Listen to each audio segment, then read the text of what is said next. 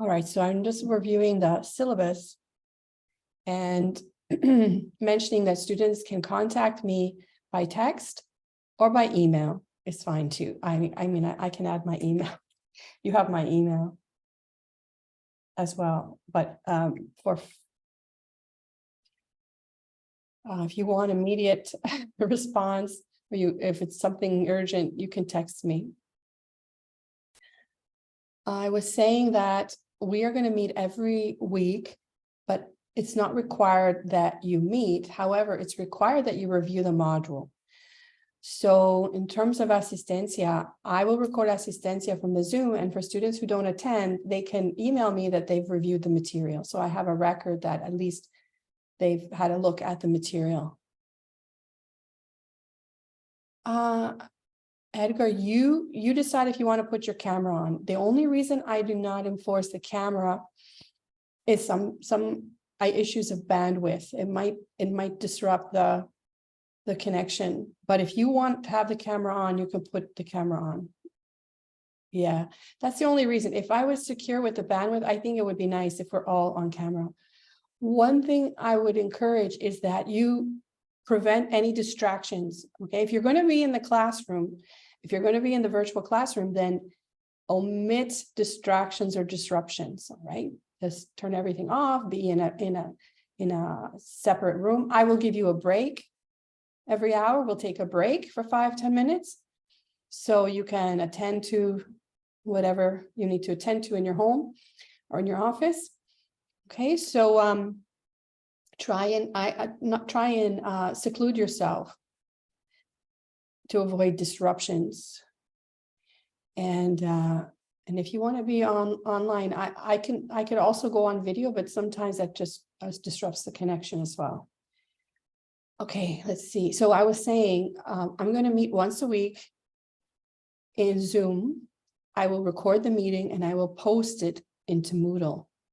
And students that do not attend, at least if you look at the Zoom meeting or you review the module, then you can let me know that you maybe you're not an expert, but you looked at the material, and then I will include you as attending. Okay. And so we're working on the honor system. Okay, so today we're starting, and the last class is on the 1st. Now we lost 3 hours, but we're going to make it up in terms of the exam. So I don't feel much is lost. I'm meeting more than is even required for this virtual course, so I think it's fine. So you'll see everything's in Moodle. The modules, videos, the meetings I'll record and put them on Moodle. There will be practice assignments which will be graded using a textbook in Connect. Are you familiar with Connect? McGraw-Hill Connect digital platform. Okay, so I have to send you the instructions on how to do that. Maybe when we have our first break, I will send the instructions and you can have a look if you can upload. If you can enter to purchase. It should be $50. It should be $50. Sorry, I'm typing.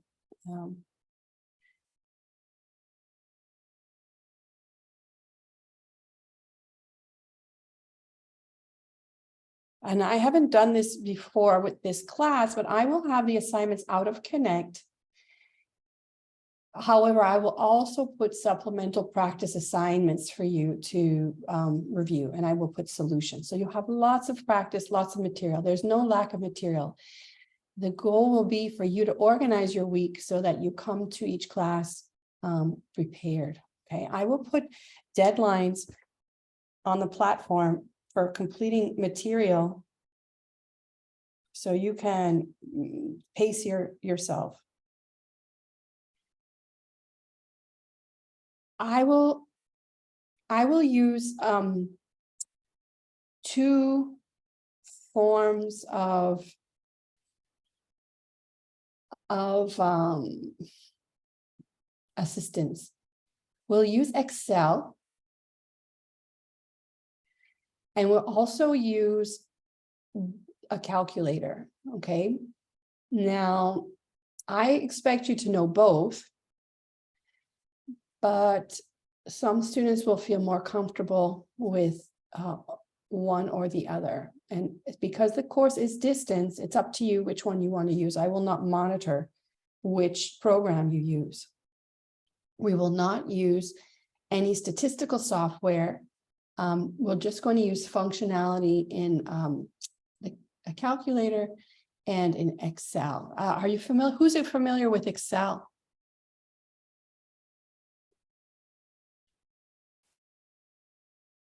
Who's familiar with Excel? Maybe I should ask who's not familiar. Well, maybe they don't want to say. So many people are familiar with Excel. I'm just scrolling through. Okay, so let's say this is good. Okay, so I'm not going to do anything so sophisticated in Excel, but I'm going to show you that the statistics that we will be discussing, computations are accessible in Excel. Okay, we'll talk about statistics in a moment too. All right, so there's 36 hours in this course. These are the modules. We have, I have identified 9 modules, and I've titled them with a short title in this column. I've indicated the textbook sections where you can find this material, but I think these sections are for the original textbook, but I've just changed the textbook. So I'm going to modify these. All right. So these will change. Let's talk about, there's going to be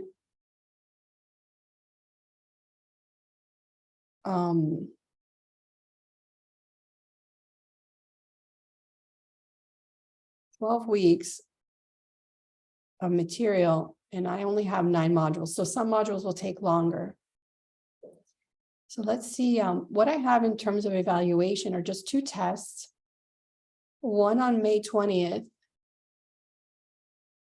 and then the final exam in the exam period on July 8th. The assignments will be graded from Connect for 30%.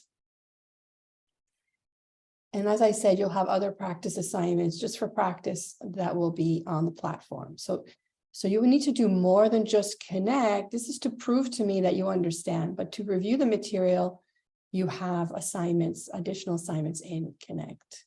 In Moodle. And then it's 5% for meetings or for you indicating to me that you've covered the material, right, by email.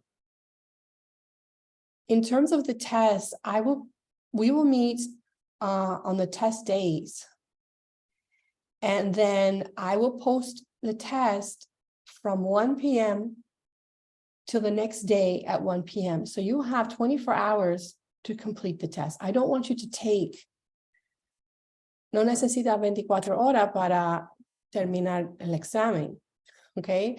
You should take 2, maybe 3 hours maximum for the exam, but this allows students to study as they're, to review material as they are working on the exam. The exam should be completed individually, and hopefully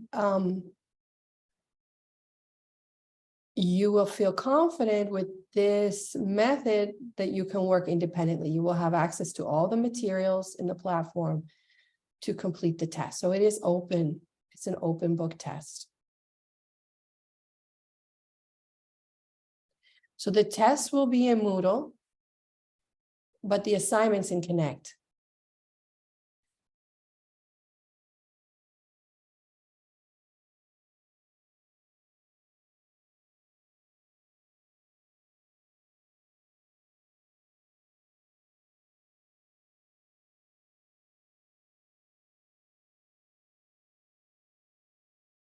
Okay. Any questions so far? Profesor, ¿usted nos va a dar el acceso para que podamos acceder a Connect?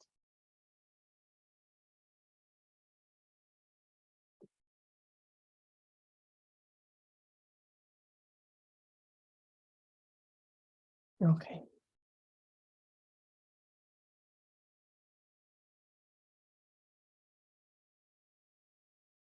Okay.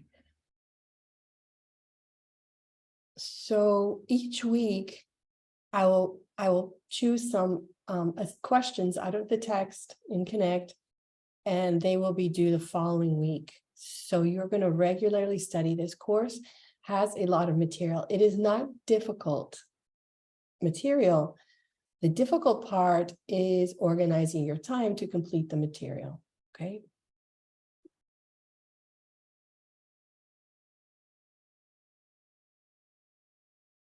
Okay, so this is a typo here because you don't have to give me your respuestas.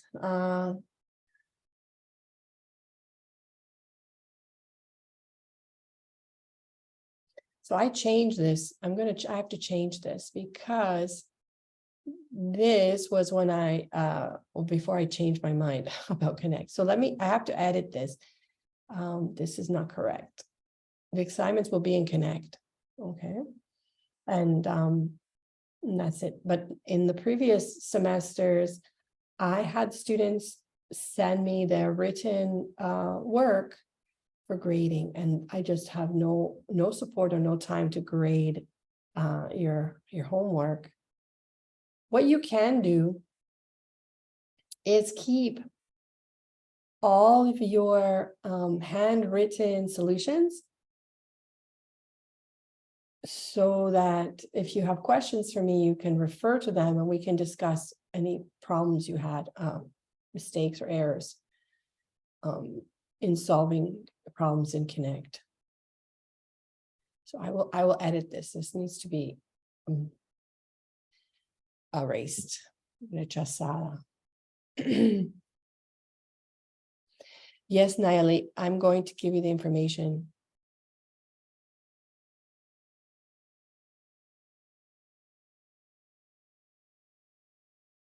For the exams,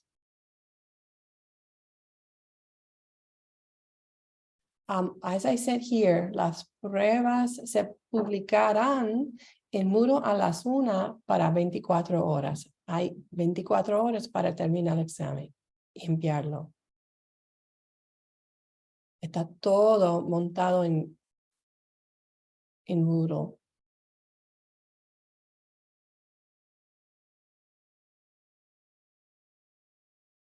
Is that clear, Bernardo? You guys can speak too. Feel free to speak. I'm not muting you.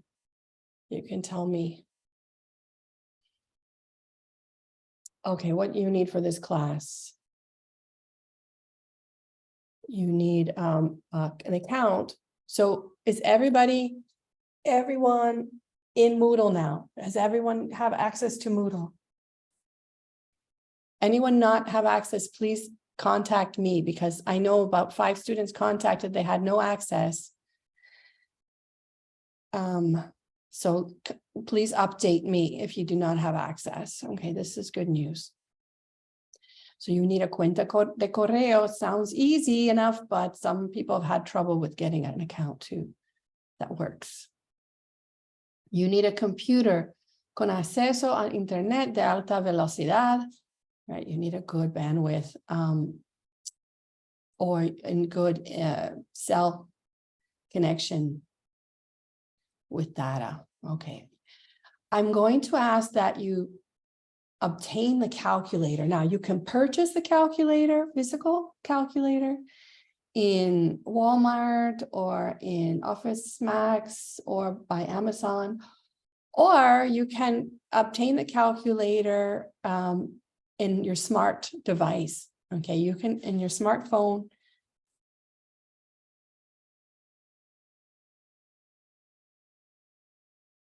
For the Texas Instrument BA2+. Now, if if you purchase the smartphone, I think the smartphone app, I think it's like $20. Now, okay, I'm requiring it, but some of you might not want to. You might want to stick with Excel or some other calculator that you have. The problem will be that I will not be able to offer instructions for the calculator you have because I use this calculator in my instructions. I cannot review all calculators. All right, there's no time for that. In the recorded videos, that's the calculator that I use. Another calculator that I teach with in some of the earlier pre-recorded videos is also Texas Instrument, but it's not as powerful as this one. This one has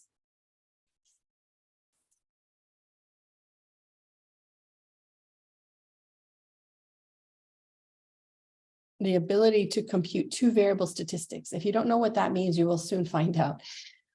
So it's more powerful than the other Texas Instrument calculator. Disculpe, profesora, pero sí mencionó que si decidimos usar Excel no necesitaríamos la calculadora.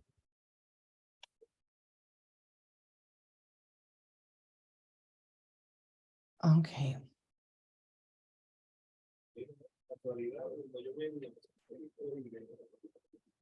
Can you hear me? So these are just this is here. You should have access to Excel and word processor and a PDF reader.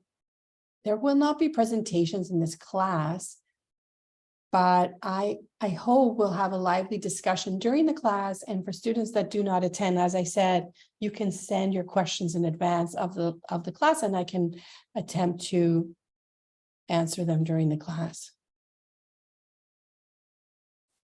Oh, okay, wait, I can't hear. Hold on, let me see what's wrong. You've been very quiet, so I figure something's wrong here.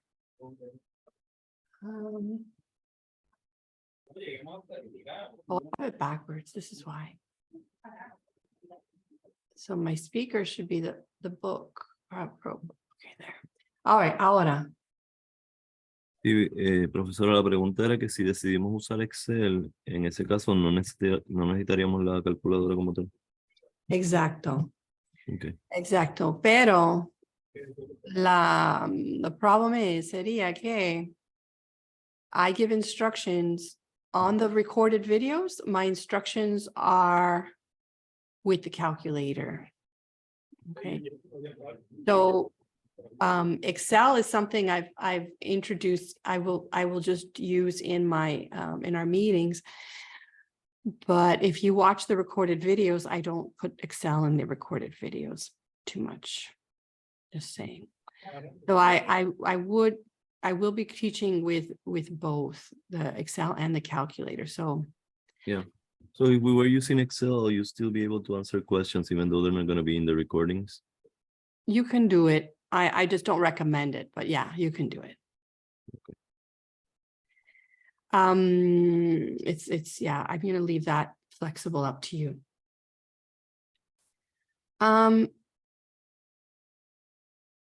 In terms of databases, am I going to have you access databases? I will provide you with data, and the textbook will provide you with data to do any kind of interpretation. So you'll have that.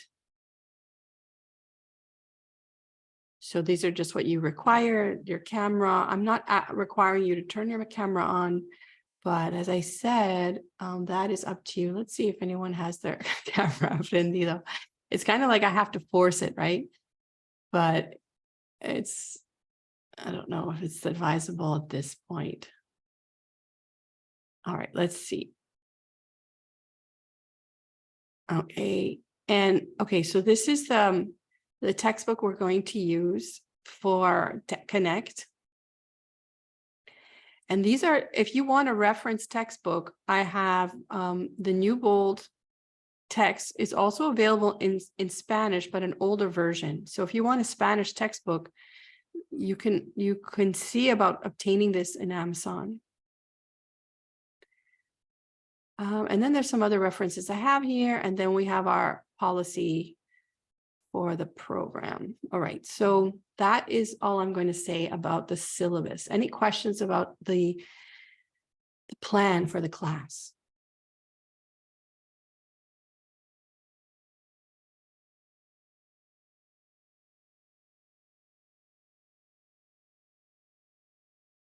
No?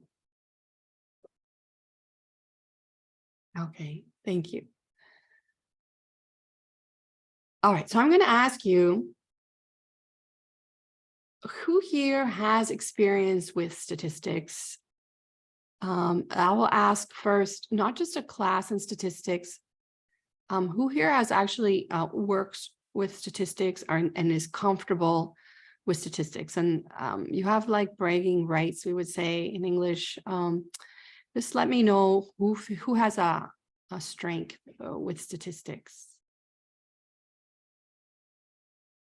This gives me an idea of how basic I need to remain. If there's few of you that are engineers or work in health statistics, or there's few of you that do daily or occasional statistics, then I can be very basic and start very basic. No experience. Very interesting. Okay.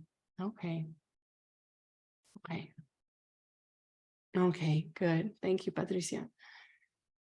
All right, so this just gives me an idea, because I'm going to treat the class as though you don't have prior knowledge of statistics. The thing I will assume is that you have basic skills in mathematics. Nostrum, how do you mean in an empirical way? Would clarify, you can speak.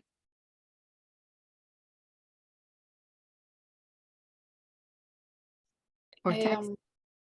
Yeah.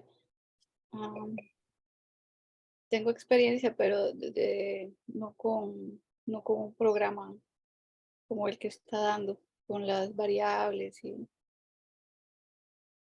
Ah, I see. So you mean like in a more theoretical way? correcto. Porque you come from mathematics? No, from Ciencias advertising. naturales? No, from advertising. Oh, okay, okay. So you haven't computed statistics, but you interpret statistics. Is that a way to say it? Yes. You interpret, so you can understand statistics. That's good. That's good. So mostly basic. Okay, so some of you, okay, so who never took statistics in a course? Who has zero technical education in statistics?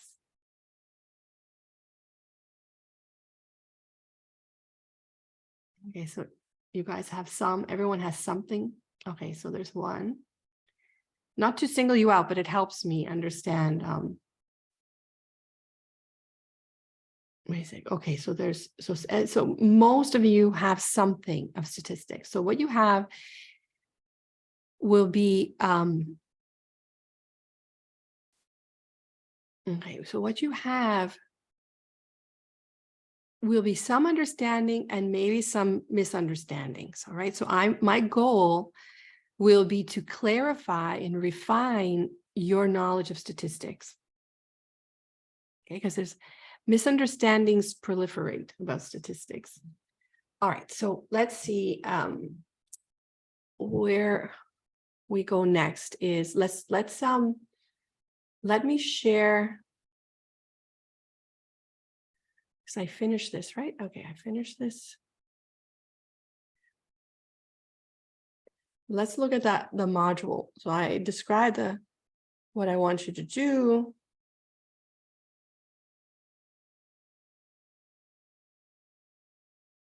Yeah, so some people will see this as a review course, and most of you will see this as a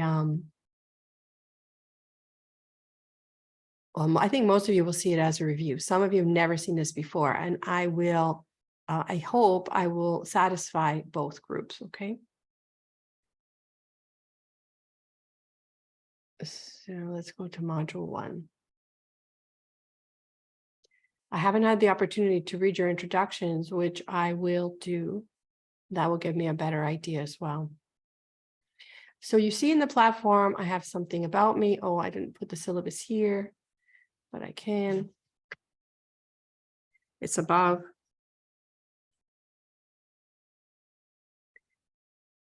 You can, if you have questions, you can put them in the platform. My experience as students do not put questions in the platform unless I force them. If you do have questions, though, contact me and I will be sure to answer them. But it's interesting. I've been teaching now for 10 years virtually and or online with Moodle, and students do not put questions in the platform.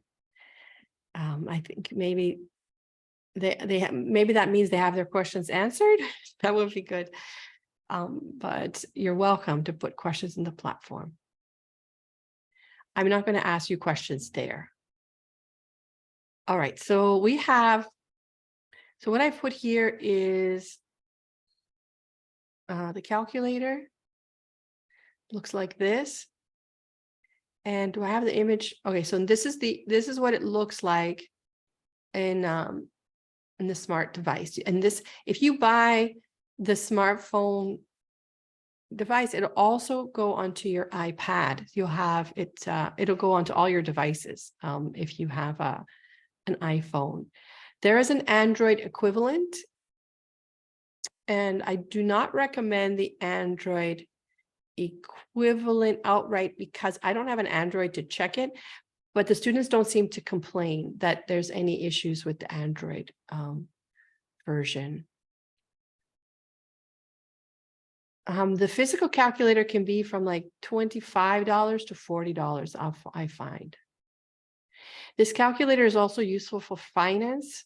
I do not teach finance in the iMBA program, but I do teach finance in the general program. So if students take finance and statistics with me, they get to use the calculator twice. It is a finance calculator, and we will do some financial statistics. So I find it useful.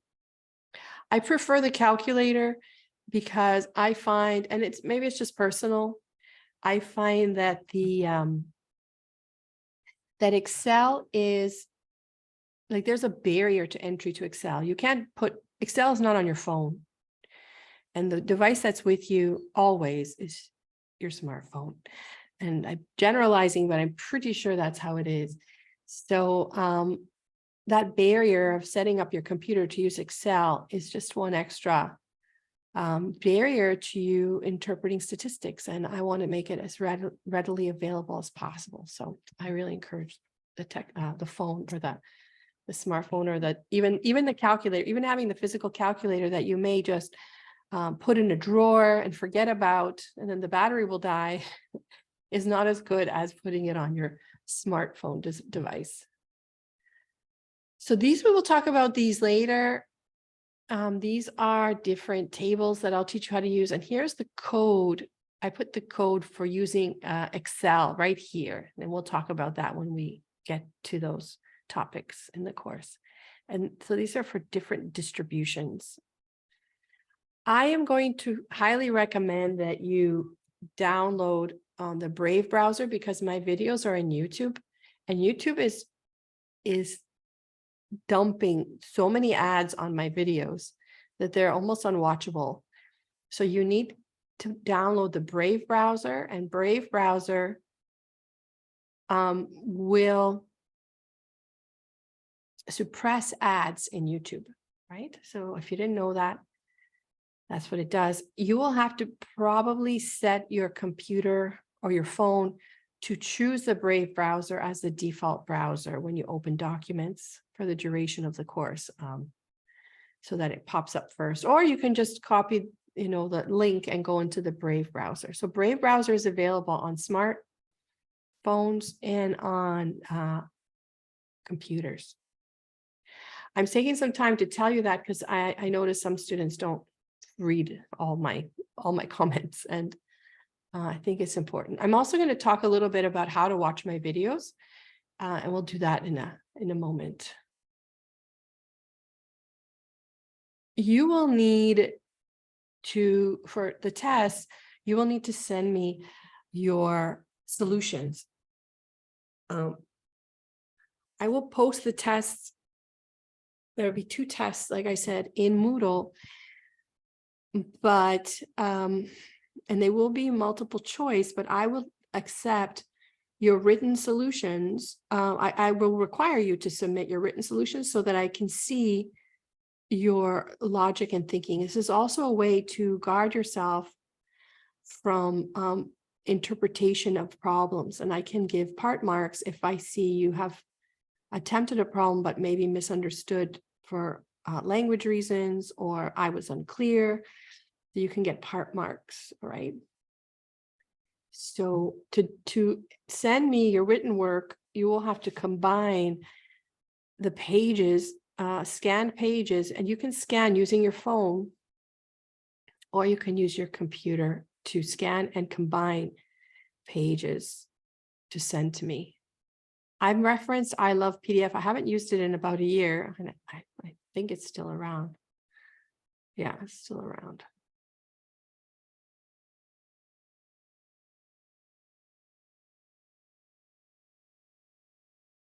All right. Okay, so I have 3 sets of videos in YouTube. One set of videos are not mine, but we have obtained permission to share them. They're 21 videos and they're beautifully done. They're older, they're like over 15 years. No, I think they're 20 years old now because it's from 1993, 30 years, right? Am I wrong? Yeah, sorry, 20 years old. And there's 21 videos. They are about 15 minutes each. And they are an excellent introduction to the topics and thinking and statistics. And they're called Decisions Through Data, the Decision Through Data series. I put them in YouTube.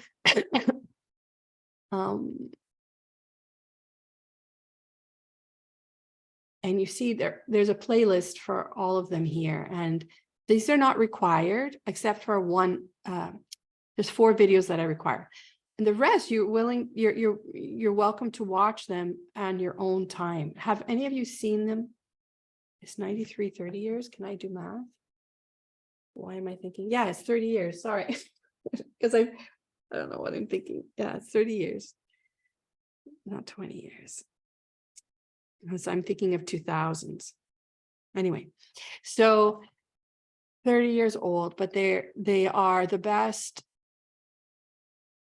documentary type videos and statistics that I have seen, educational documentary style videos that I have seen.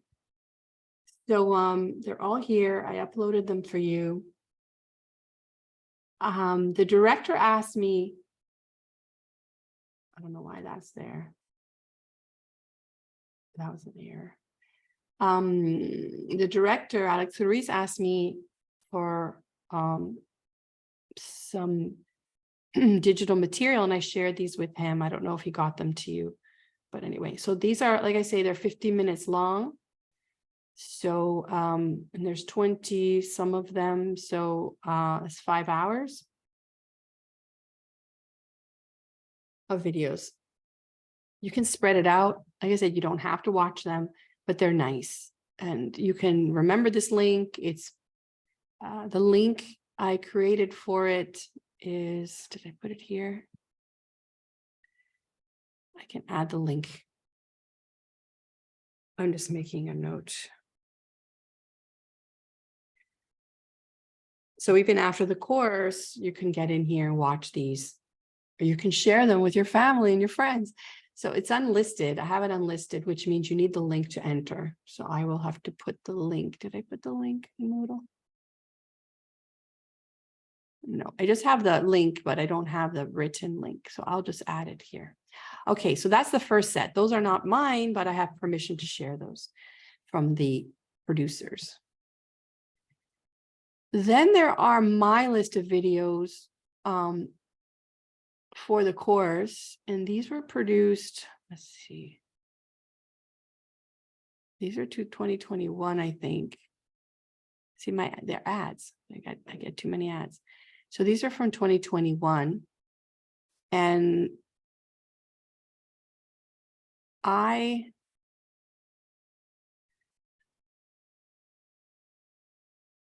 have, I'll talk about the details about my videos in a second. I just wanted to say that these are from the semester. Where's my playlist? Okay, so here's the semester.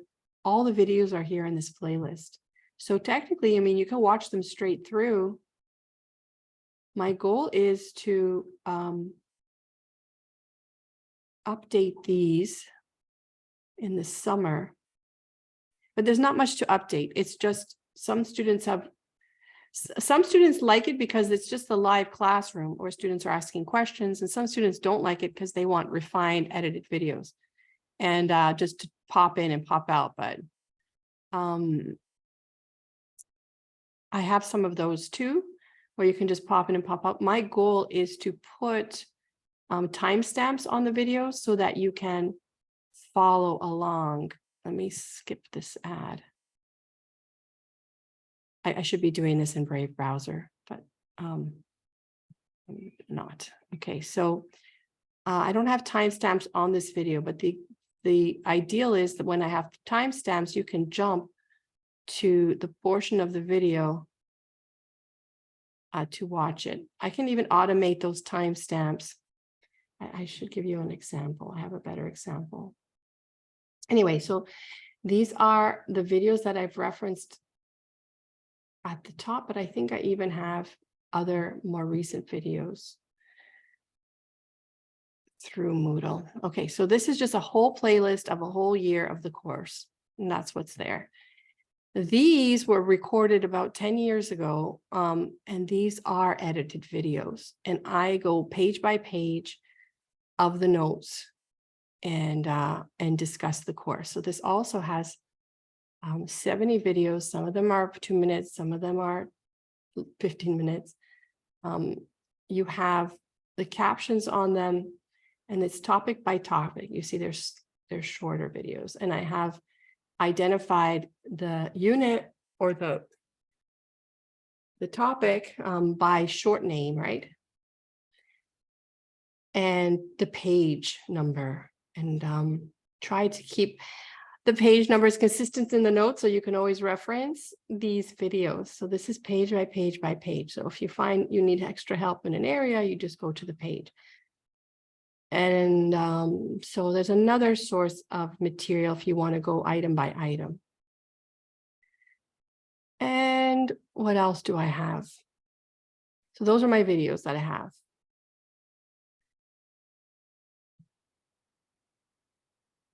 Okay, so that's the introduction. I guess since you were able to, okay, so I did not upload the course material or open it for you to see until yesterday. So you have not seen the modules. So let's go to module 2. So module 2 is where I have the question and answer form. Like I said, you're welcome to use it, and we can communicate during the week, and you can communicate with each other, because when I have used it, students do respond to other students' questions. This is just a short video about that's provided in Moodle about the course, and these are the referenced textbook units. So we begin this week with 4 videos from a Decision Through Data series. So it's an hour of videos for you to watch. And so that's what I would recommend after we meet that you do today. And here you have the lecture notes. I have them in English and I have them in Spanish.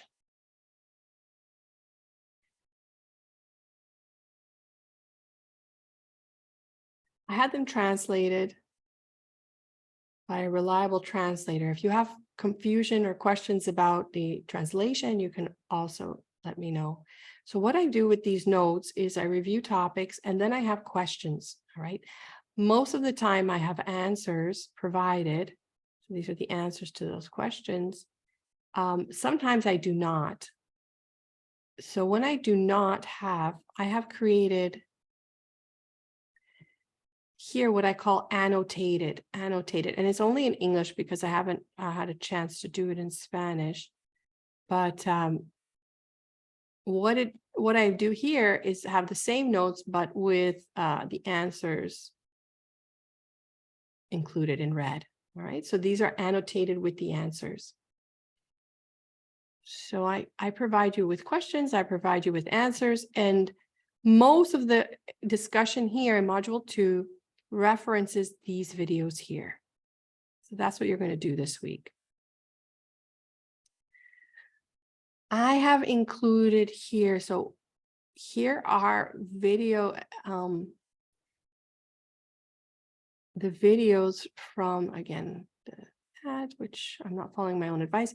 They'll bring you to the videos that were recorded in summer of 2021 in the same playlist, but it's going, I've divided them into sections for you. So these are the ones you have to watch. And to complete this module, I have 6 hours. So it's like 2 weeks, right? So this topic will take 2 weeks. I will discuss this in our meetings, right? But if you can't make it, or if you want to get ahead, you can watch these in advance. And then when we meet,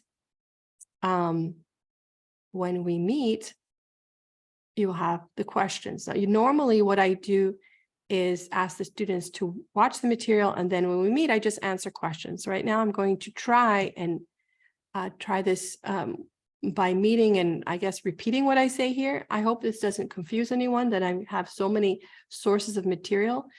But if you attend the lectures or you attend the Saturday meetings, you don't have to watch these, right? Unless I say to you, go to this topic and watch it because I didn't have enough time to cover it. All right, so what I want to show you now, okay, what I'm going to do is take this into Brave browser. Sorry. I have to show you the textbook too. Let me close this up. All right, so let's take this into the Brave browser. And we don't have those ads.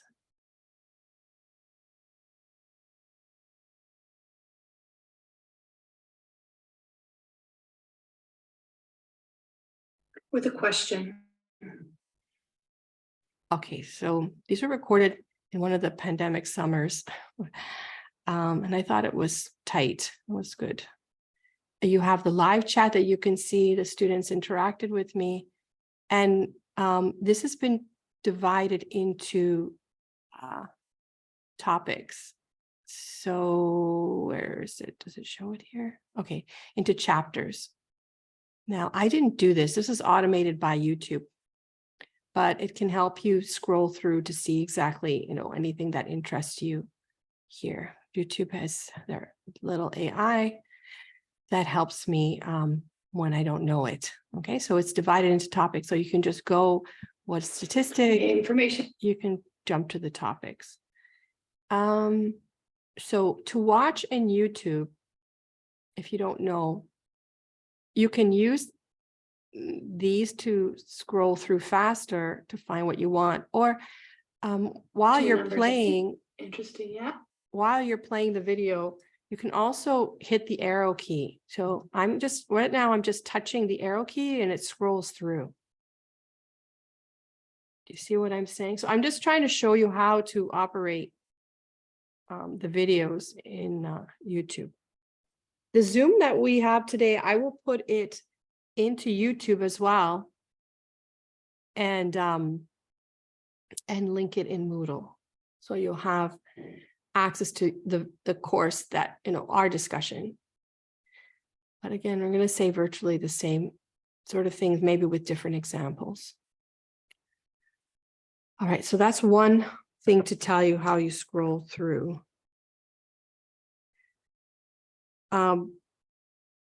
You can also speed up my voice using the settings. I don't know, maybe you know this already, but you can speed up my voice or slow me down. This is how I watch videos that I'm required to watch. I just put them at 1.5 speed and watch them. In a sample of values. Wow, I must be speaking slow because that's 1.5. Okay, so then if I go to double speed, let's listen to me. But open brackets parameter. Okay. I'm really slow. Okay, so you might want to speed it up. The other thing to do is to translate. So how do you translate these videos? You hit the closed captions to see my voice. So I'm going to turn the sound off, but to see what I'm saying. Now, they're not perfect. They're auto-generated. They're quite good. So this is what I'm saying in the video. Now, if you want to translate it, you go to here and you say auto translate.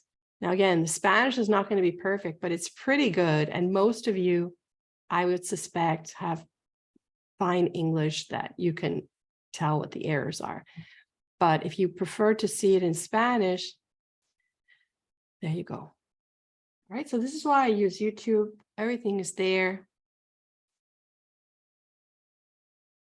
And the Zooms that I upload, I'm not sure that they'll auto-translate, but I'll do my best. I think the best thing to do, if you're going to just watch the videos, if you're just going to come to Saturdays and have the videos as a resource, just ask me and I can help you if you have misunderstanding. But if you really need the Spanish, use the pre-recorded videos and translate them. Okay. Any questions? You want to see me do that again to set up the translation? There are videos that teach you how to translate, auto-translate videos as well. So just to recap, I showed you how to scroll through the videos using the chapters or the timestamps that are automated. I showed you how to scroll through the video using arrow key. I showed you how to speed up the video using the settings key. And I showed you how to translate.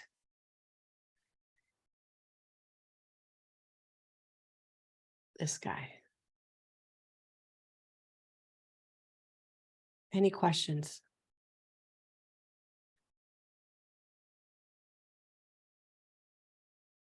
So for this week, I'm going to ask you to watch these ones and then answer the questions. And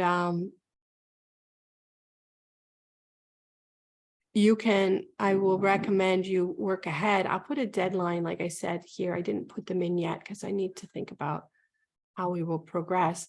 But I recommend you just finish the material if there's not enough time to finish, because I'm requiring you to work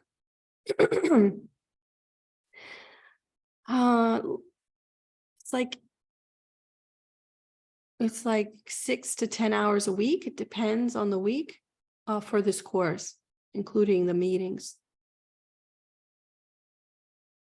All right, so it is intense, but it's not hard. It's pretty basic when you go through step by step, I would say. But you have to find the time. If you don't find the time, you will be overwhelmed. What else can I tell you? All right, so let's take, okay, so it's 10 o'clock, 1 hour. Let's take a break. I will send you the instructions for Connect and you can try that. Let's take 10 minutes. Let's take a 10-minute break and come back at 10:10. And let's see about getting into Connect. Make sure that you can do that.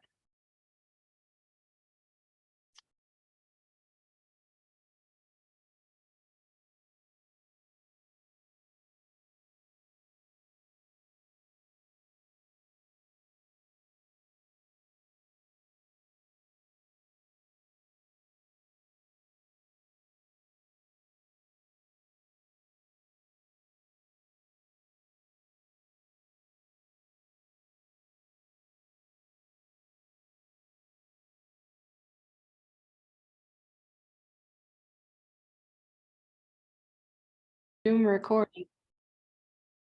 Okay, so let me talk about first the Connect and the textbook. Here are the instructions that I obtained from the you can hear me, right? That I obtained from the McGraw-Hill representative. And have a look if you see how to register for that. And I've updated the syllabus as well. Now let's see about the videos. The videos should have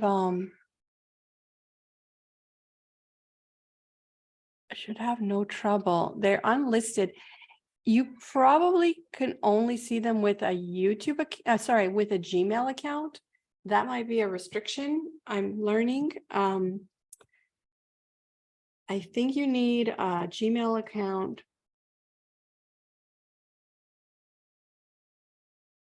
to watch the decision through data videos, but I can also just make them public.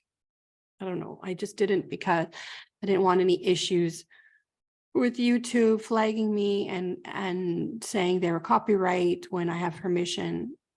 I didn't want any delays in you seeing them. So let me know if you have trouble viewing the videos.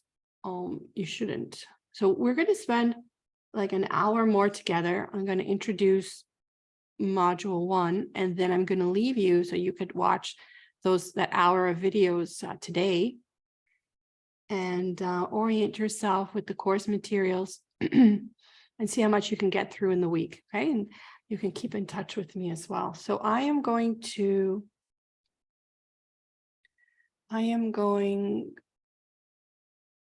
start. I said module 1, I meant module 2. So module 2, we're going to start with these notes here, and I'm going to use the English notes, but you can follow in the Spanish notes. And so this is where I'm going to start.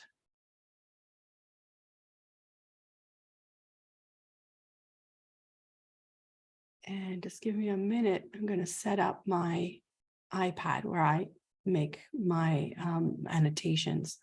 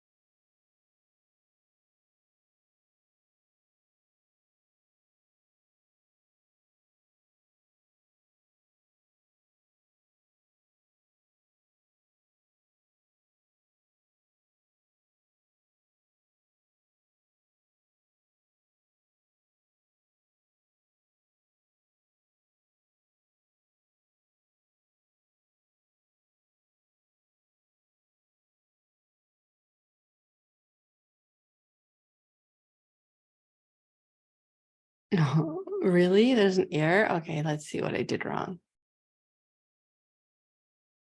Anyway, these are troubleshooting things.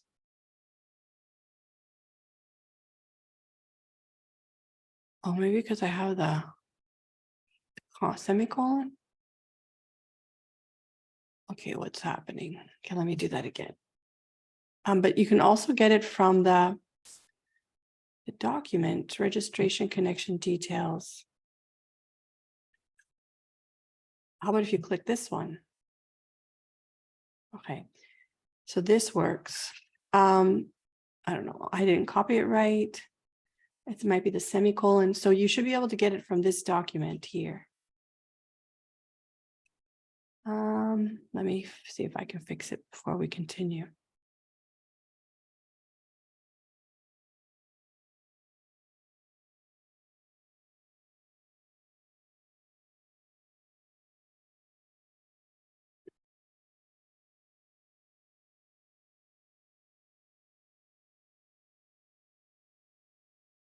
I tried to help, but I didn't.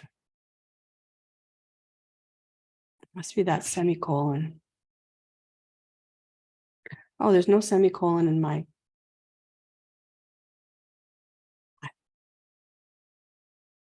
Let me, if I copy it, does it work?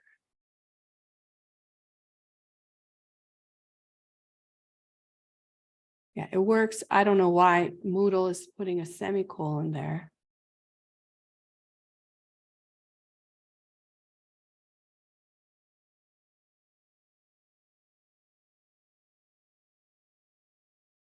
Let's see.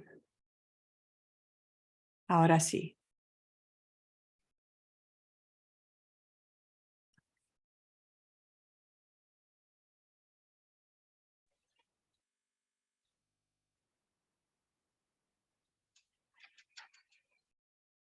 Okay, should we use the institutional email? Yes, I think you can only use the institutional email, Nayeli.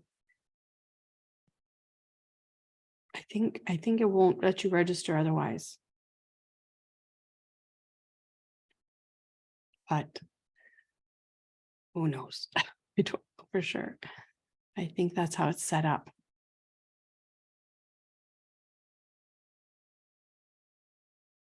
All right, module 1. So back to what I did.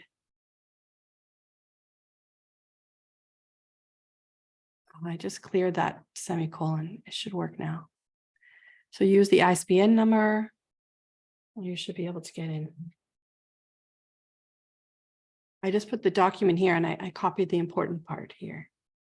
So if you are buying it now, just let us know that it worked. That would be great. Okay, so I'm going to share. I'm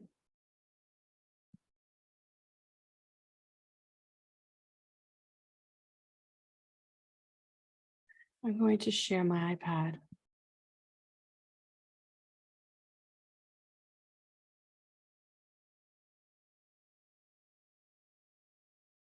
There you go. ISBN doesn't work. Okay. Well, thank you for checking. I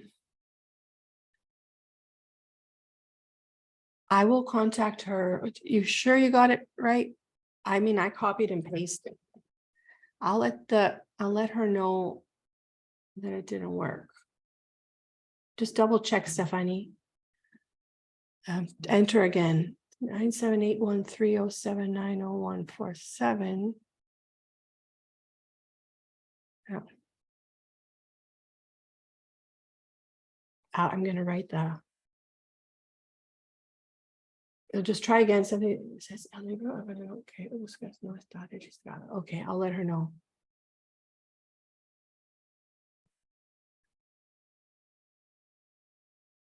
It's strange because, oh, let me double check on my side on Connect. Let's see if she just wrote it wrong. As I have it listed. Oh no, that didn't work. Professor, Yeah. I've used Connect before, and don't you have to do the code with university books first? Honestly, I don't know. But okay, did you just, is this Nail? No, my name is Brenda, but I've taken a couple of classes with Connect, and you have to go to university books first. You have to purchase the code and then go into Connect. It says here, ir al portal University Books a través de su página. Colocar this number. Did you do the step? Can someone confirm they did the steps? So when do you do the register now? You have to do it after they send you the code, and it takes between 24 and 48 hours Okay. Okay. for them to send you the code. I will reverse what I have on the platform. And okay, so start with para realizar la compra del código, and then once you get the code, go to the website. Okay, I get it. Correct. Thank you. You're welcome. Let me see if I'm just going to make that edit and that extra information. Thank you, Brenda.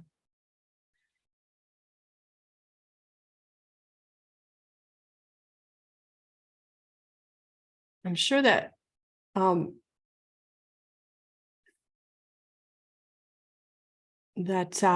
the representative thinks I know that, but I don't know that. So we begin step 1.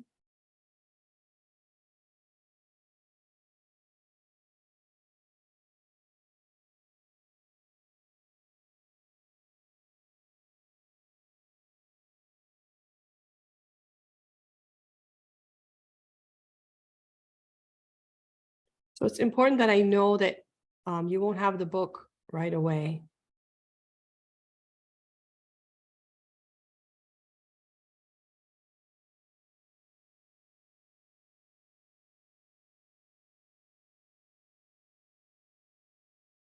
All right.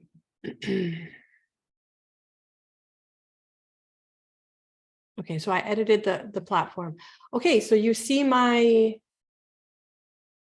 PDF. So let's start. And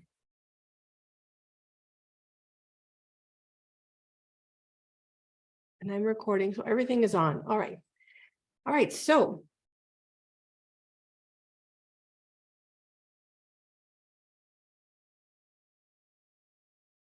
are you just seeing, you can see the chat and you can see the PDF, is that correct? You can see my iPad.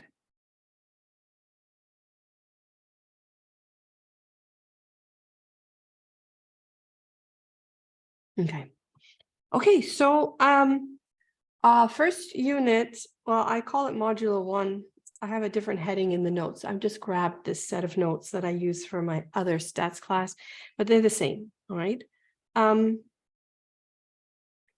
So this is module 1.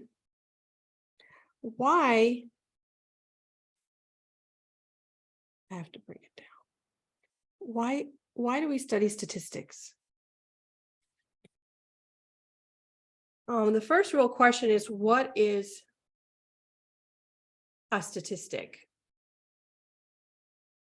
But let's start, before we go there, why do we study statistics? And then we'll talk about what is a statistic. So you're more likely to remember.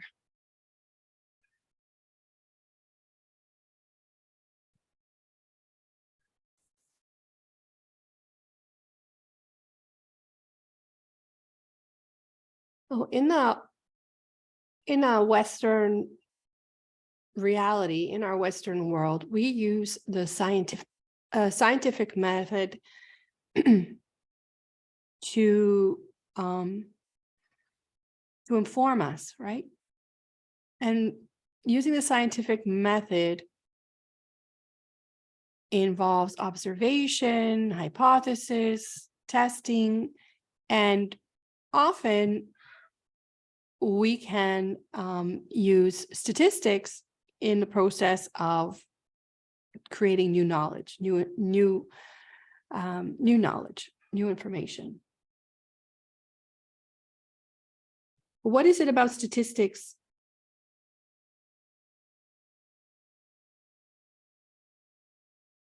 why is it that we constantly hear statistics when we turn on the radio or we read a journal article?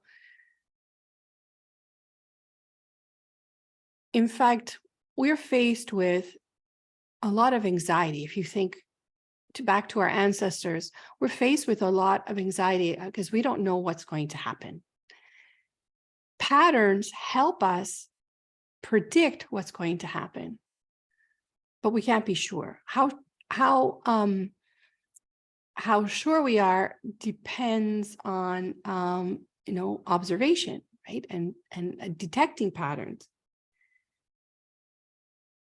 Essentially, we can use statistics to gain information from observed data about characteristics of interest known as variables, so we can better understand what to expect. Okay, so it helps us alleviate uncertainty, and we've refined our ability to do this through the science or the discipline of statistics. Okay, so what is a statistic? How would you define what a statistic is? Anyone?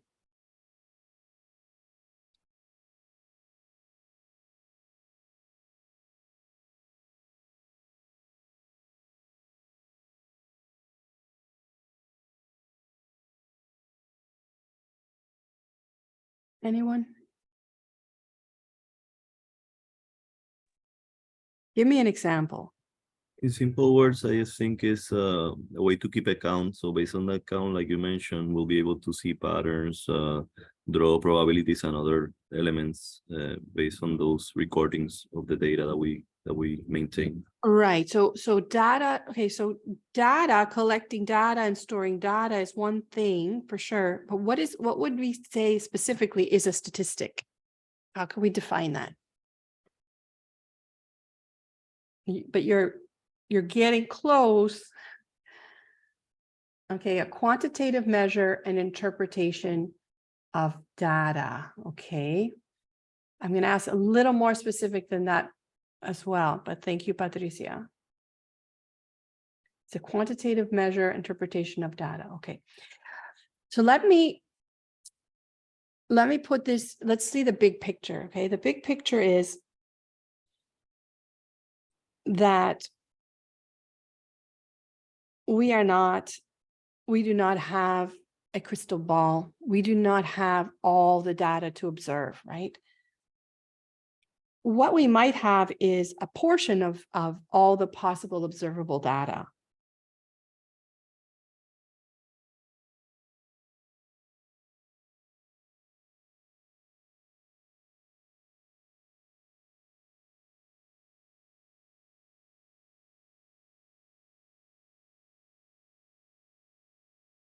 So a population of data is all possible data on a variable. A variable would be a characteristic of interest.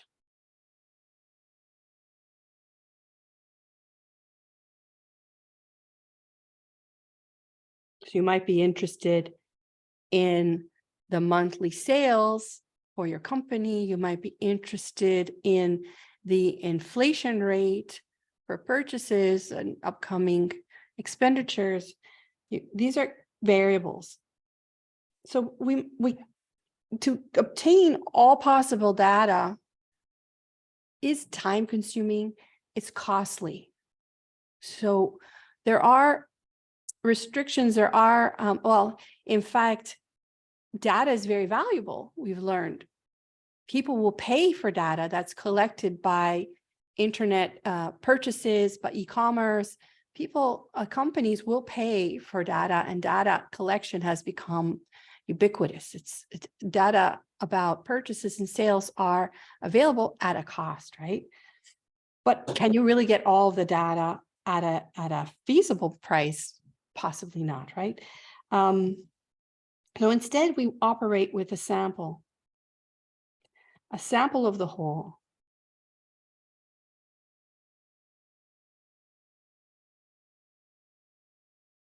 It's a portion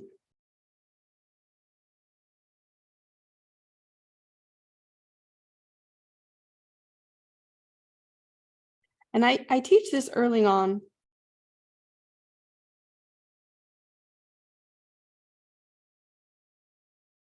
Because the word statistic refers to this, a sample.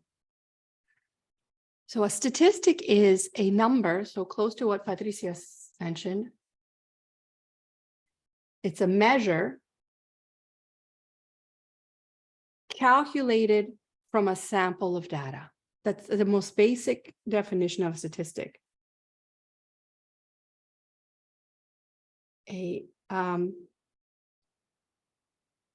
I'll say a number.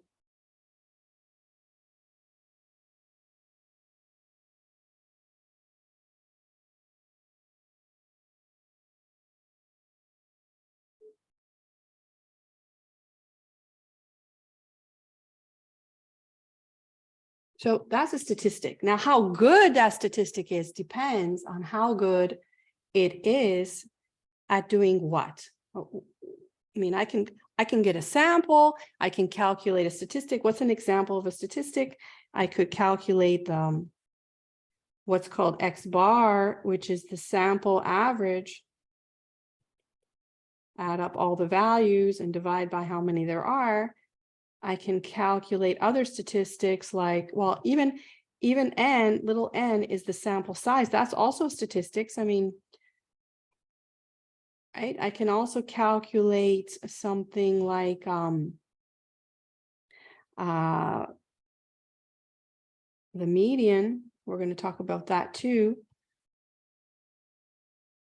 I'm going to write sample median. I can sometimes use M. It's not a standardized thing, but the sample median is another statistic. And there's so many we're going to talk about. We're not going to talk about all the possible statistics, but these are some of them. Let me see. Some people made some comments here. Marco said, is a set of values in the industry that is used to inform other areas of facility, how to work going, how many discrepancies and work done, as an example. Yes. Is the process in which you collect data for a specific goal after gather data from the target population? Yes. You analyze it, present results. Okay. So yes.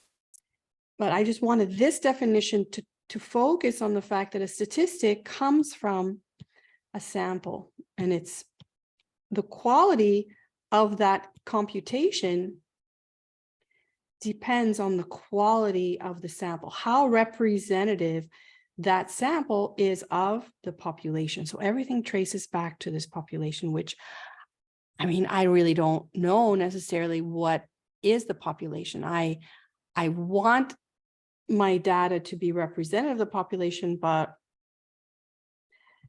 in the science or in the practice of statistics, we do our best given limitations about our knowledge of the population. If we knew the population to validate the quality of our statistics, then we wouldn't even have to calculate a statistic, right? So,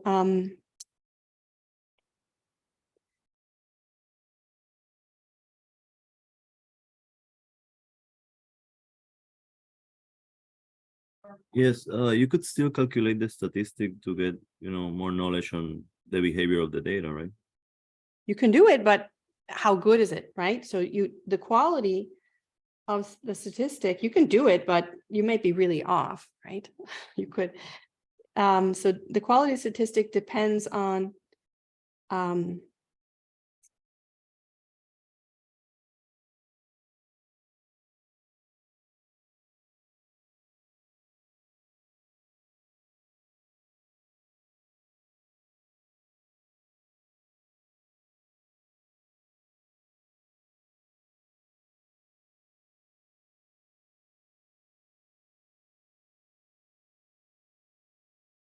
crowding my words. So the quality of statistic depends on how good a representation the sample is of the population. And so everything will relate back to this population of data. So we want to do this in a systematic way. And we're going to talk about good samples. So this statistic aims to do something. It aims to predict whichever one we calculate or however many we calculate. We're trying to predict characteristics of the population. And the name for characteristics of the population is a parameter. So we reserve the word parameter. Now people use these terms very loosely, but when in statistics, a parameter is the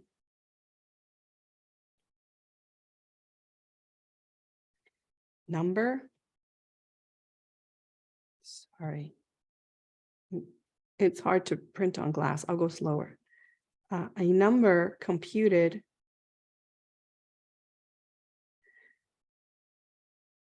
from a population of data.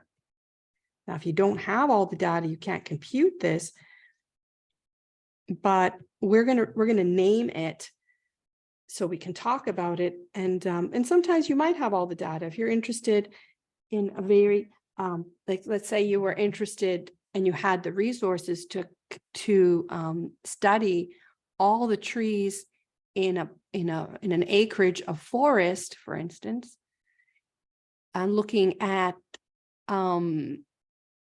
any kind of fungus or a disease on the trees. So you've cornered off this acre of forage, and you can calculate all the trees, and you can look at that as your population. I mean, you could do that if you think you can dream up populations. Again, given the resources. So a parameter, we want to always talk about relating our statistics back to a parameter. So we actually have standardized symbols, and we use symbols like, you may have seen this symbol before.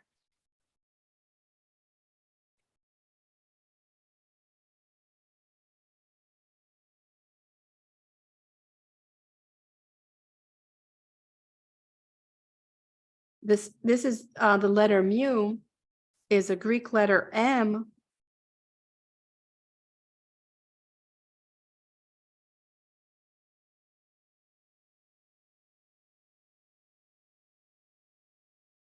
Or mean, or median, or mode. So the mu, the population expected value or central value is estimated by, I'm going to say various because that's going to be confusing. Let's say by statistics. I'm going to say by X bar. But then we're going to learn about different ways to calculate X bar. Okay, so the sample average, and you'll understand that later. So M for mean. Now, the reason why I'm being careful is because the way the data appears will depend how you compute this X bar. You might have data that where every observation has different level of weight or importance. So in that case, you would calculate a weighted mean. And we'll talk about that later. Okay, so that's the point I want to make. We're going to study statistics, and our objective is to reflect on parameters. And then by doing that, we are going to try and predict what happens. Lots of assumptions. We make lots of assumptions to do this. Any questions?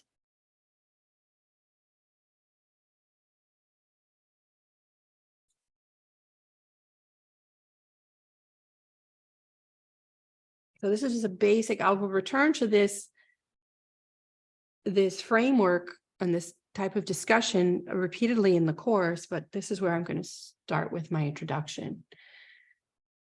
So you guys can take a screenshot of that if you like, or copy it out. It will be in the video.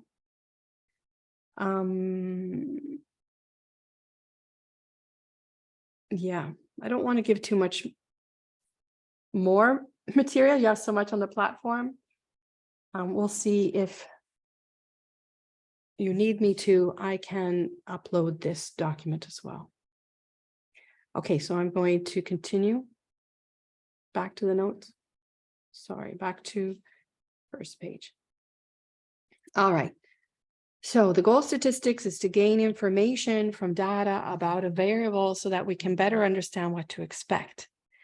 Any characteristic of a person or thing that can be expressed as a number is called a variable. A value of a variable is the actual number that describes the person or the thing. So some examples of variables include favorite restaurant, number of passengers in a car, temperature, and performance rank. These are all variables, but they're different types of variables. Now, it's very important to identify what type of variable you have in order to compute the correct statistics. Some statistics, some calculations are inappropriate for some types of data.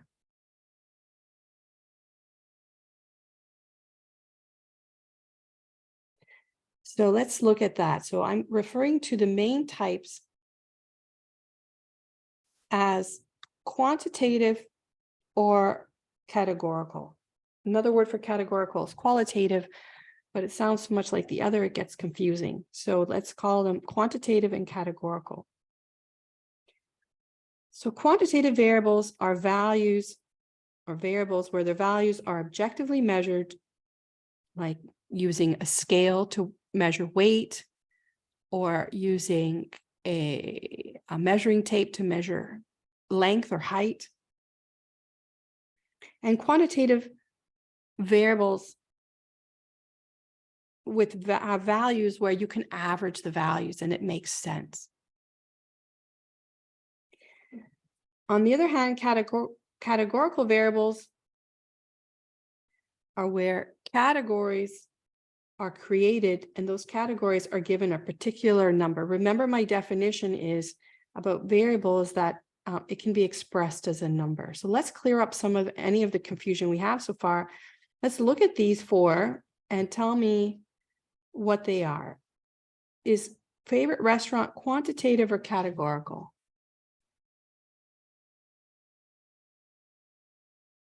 Categorical. Is everybody clear on that one? It's categorical.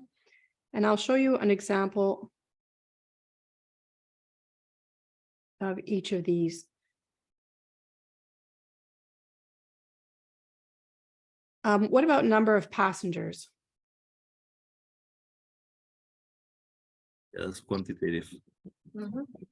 Quantitative because we can count it, right? Correct. We can just count it. That's our measuring tool that we can count. So this is quantitative.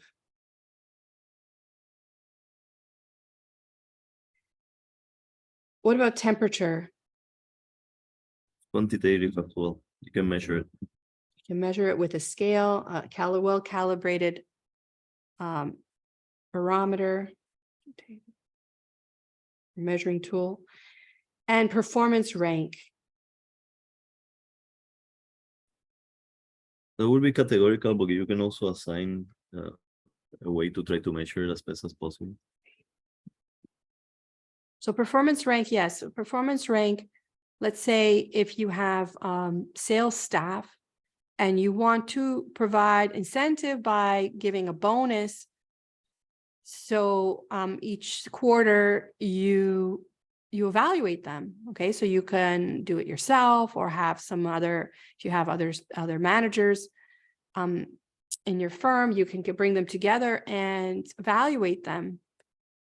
Now, from manager to manager, there might be some variation, and you have in there, you're going to be ranking them, but maybe using many measures to try and rank them, many different sets of input. In the end, what you have is a categorical ranking, 1, 2, 3, 4, etc. So I'm going to say categorical. Okay, so now, even though favorite restaurants categorical and performance rank are categorical, those two are different. How is favorite restaurant and performance rank? How are they different? What am I getting at? So let's look at Excel. Let's see if I can do this. Sometimes I have trouble with Excel on my iPad. It challenges me. On the restaurants, it probably will have more variation. On the other one, you might try to make it as standard as possible. All right, let's see. So you're saying you're talking about the variation, but in particular, the kind of values, like the numbers themselves. So let's look at this. Let me lay this out here. So favorite restaurant, what am I talking about? Because let's avoid making wrong assumptions. Okay, it worked. Sometimes my keyboard doesn't work. I'm just going to write restaurant, okay?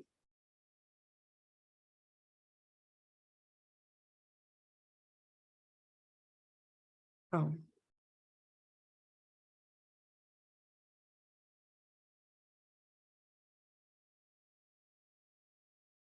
And then the other one was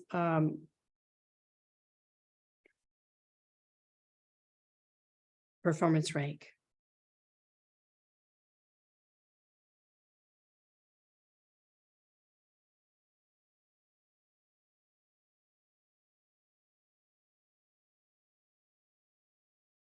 Like I say, I'm not used to doing this in my iPad. All right, so you can see that. So restaurants. So let's say let's collect some data.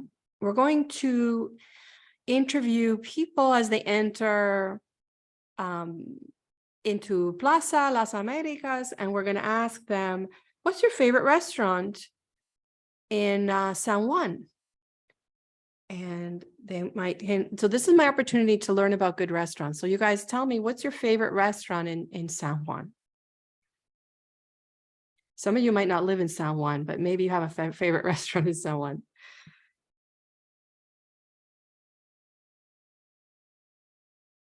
And you're thinking? Okay, Argento. El Charro. Oh, I wrote it wrong.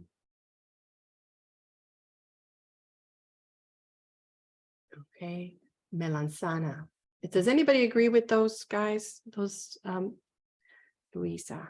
So I can write some more. So these are my results. So this is my information that I'm getting from the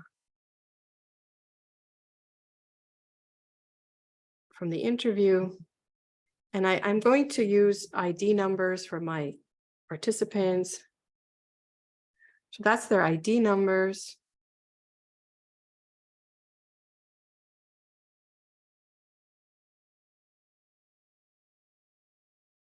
Texas de Brazil. So you guys are giving me all different ones. Does anyone agree with the others already listed? You know, I really used to like Texas de Brazil, but I don't know. It kind of, I don't know. Maybe I went at the wrong time. During the pandemic, they didn't have as much to offer. So these are all new. Most of these are new to me. That's good. 6. Mario Pagan. Mario Pagan. So no repeats, hey? So everyone has a different one. You can tell me if you agree with somebody else. Cayo Caribe. I like Cheesecake Factory, it's true. I'm just gonna call it cheesecake. And okay. Any repeats? No repeats. Okay, so let's say some people repeated. Okay, so okay, one more. Wow, all these are here. Okay, so somebody else said Cayo Caribe. So I'll have another one. Okay, I'll stop there. I got you guys. There's more here. Chotis, Chili's. Chili's, you're not allowed to list Chili's. But you know what? It's true. Sometimes there's some things on that menu that are good. Chotis. All right, so this is my data. And I'm going to move this one over. All right, so what do I do with this? Well, this is my variable. I have a variable called ID. I have a variable called restaurant for favorite restaurant. And I have all these names. Now you could put these into some software. We're going to work with Excel. But we're going to we want to lump together the similar or the same restaurants, right? So let's say let's say we can just leave them like this, right? And we can give them numbers. Let's just, I'm going to affect the data a bit because I want to show repeats.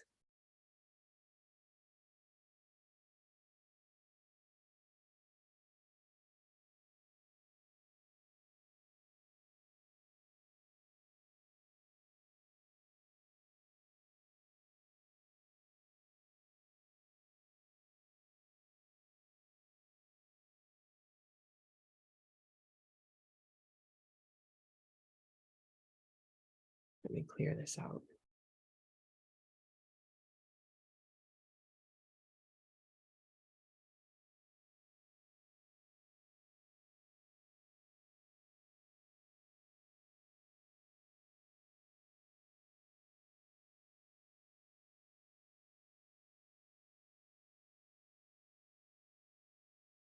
All right, so let's say these are our results.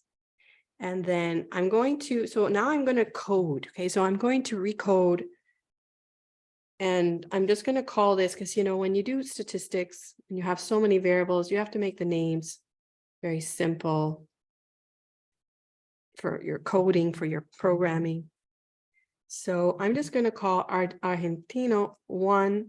El Charro will be called, and I'll put the ID. So these were in the order. So I keep the order of the respondents, and that didn't work. This is the kind of thing about Excel. It's a little bit different on the iPad. They don't spend nearly enough time to learn it. Okay. All right, that's enough. So I go 1, I recode 2, recode 3 and 4, 5. Okay, now this is 3 again. Okay, so I code everything. Texas to Brazil, and I'm going to make a good point here. So now I'm at 6. Prol is 7. 8, cheesecake 9, and then 10, and there's 2 10s, and then Chotis is 11. Manzana is 5. Luisa is 3. Texas to Brazil is 6. And Prol is 7. Okay, so those are my codes. And that's it. All right, so that I just arbitrarily started numbering things. I could also, I'll do this after. Let's get rid of that for now. I could recode it in a different way. I could say, well,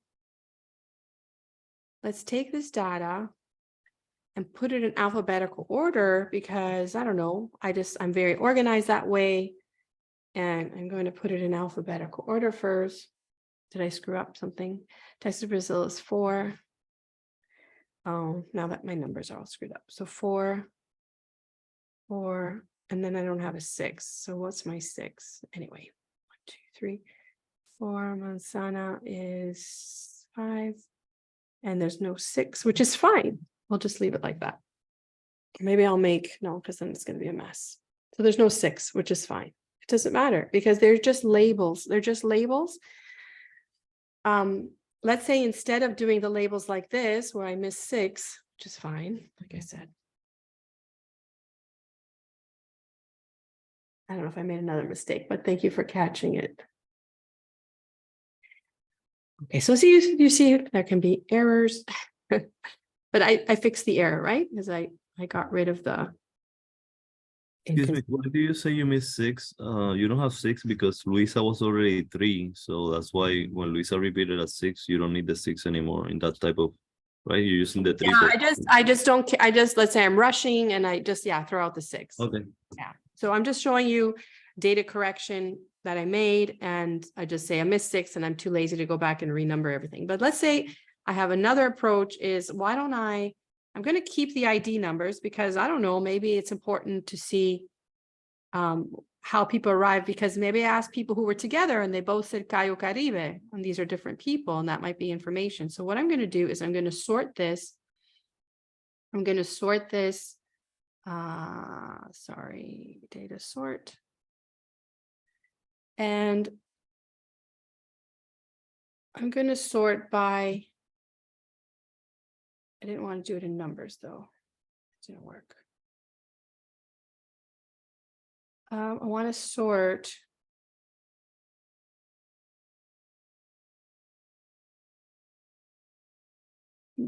I want to sort this by the E. Data. Sort, descending and filter. Okay, go to filter, show filter buttons. Okay, so I put the filter on for Excel. I'm going to sort by this column.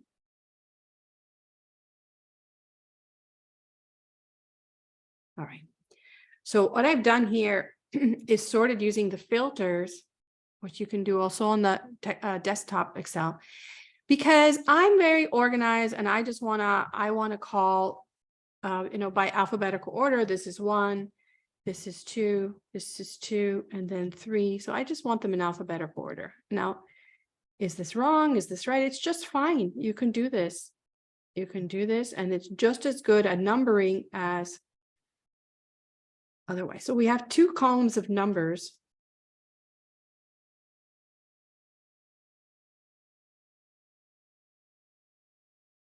I have the column for the value of restaurant, which I've recoded as rest. And I've used a coding scheme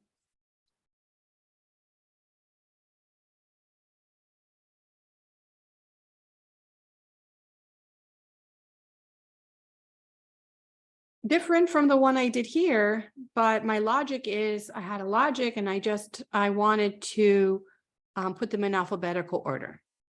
Okay. And that's it. So each of these are just as fine as the other. One's not necessarily better. And this is an example that the number that I assigned was subjectively determined. Okay, so I just subjectively decided I'm just going to number them as they appear. And if I have repeats, I use the same number, try not to make a mistake. And over here, I used alphabetical order once I collected all the information and I numbered them in alphabetical order. So this is an example that this is subjective assignment of numbers. I didn't measure anything. I didn't look in a book. I didn't look on the internet. What number should I assign? I just used numbers in order as the names appeared, or numbers in order as they were in alphabetical order. Now, this is different from performance rank, where the number means something. Here, the number was assigned without much meaning, except for maybe I put these in alphabetical order, but that doesn't imply that Argento is better than Cayo Caribe. It just starts with an A. Okay. In performance rank, the number actually has a significance. It means something. If you get a 1 in performance rank, you're the best. If you get a 10 out of 10, you're the worst. So what I've described, are there any questions before I continue?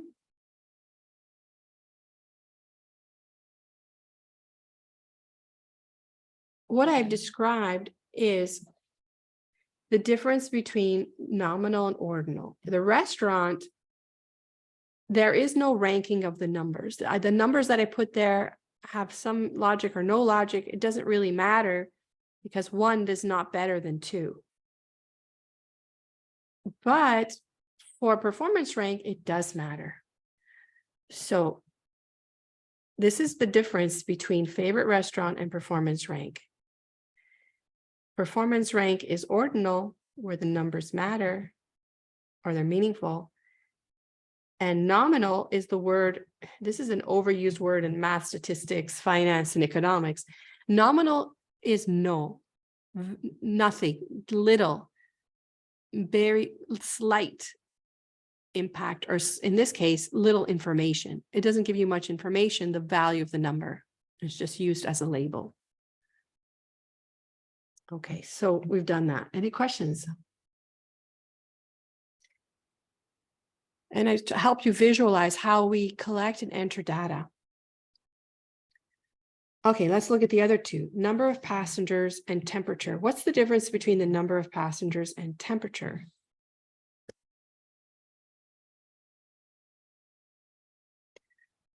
I'm going to add the word here.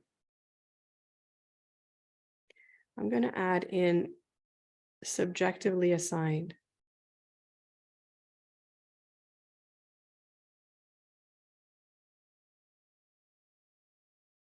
Depends on who's labeling them and their technique to get those values.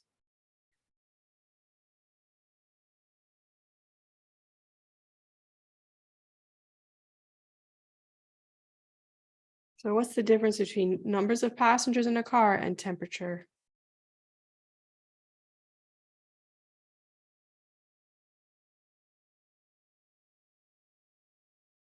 Discrete versus continuous. First Exactly. one is down and the other one you can measure. So discrete means whole numbers. So number of passengers in a car, you cannot have a fraction of a passenger. So your observations will be 2 people, 3 people, 1 person, 2 people, 1 person. Okay, so that will be your data. In temperature, depending on the refinement or the specificity of your tool, you can get very precise numbers. So you can get fractions of a unit as well. So number of passengers in a car is discrete. And temperature is continuous.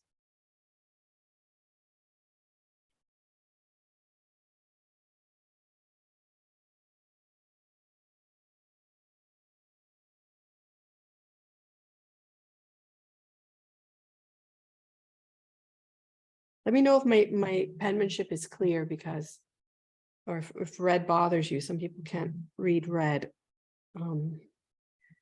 Just trying to differentiate from the black.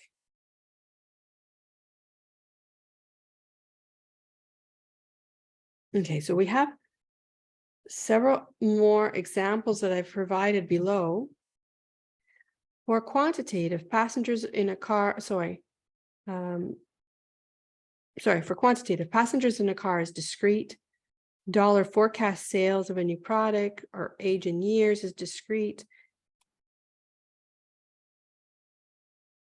If you want just dollars, that would be discrete. If you allow cents, you can have continuous, right? Construction costs are continuous. I don't know why I put it like that, but if you just want to stick with dollars and no cents, that would be considered discrete. But if you want dollars and cents, that's continuous. I should have better examples than those. Okay, so but anyway, temperature is my example for continuous.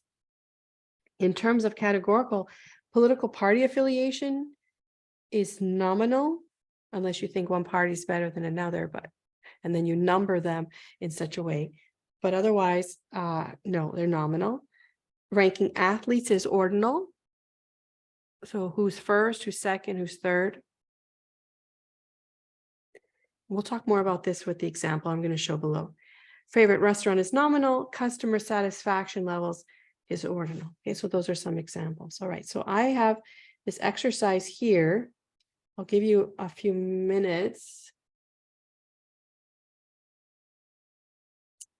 to try and complete the exercise, identifying if the variable is quantitative or categorical, and then go to the subtypes. If it's quantitative, is it discrete or continuous? If it's categorical, is it nominal or ordinal? So try that by yourselves.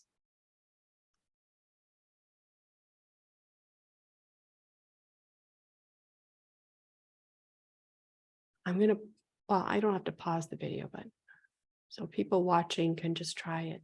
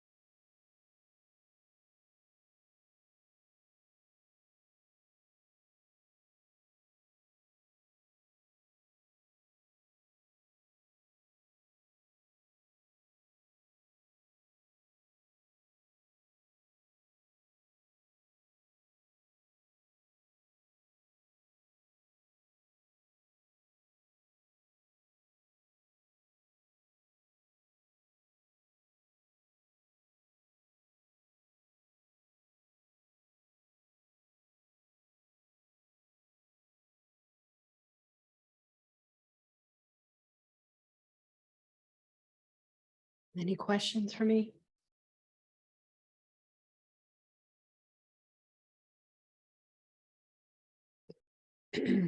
So I've left a column here so that you can contemplate the values and for me to describe a few of these in more detail.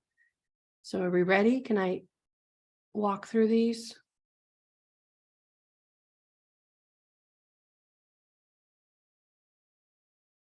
Okay.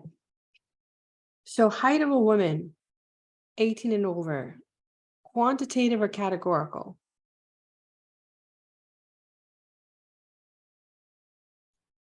Quantitative. Very clearly quantitative, very good. And discrete or continuous?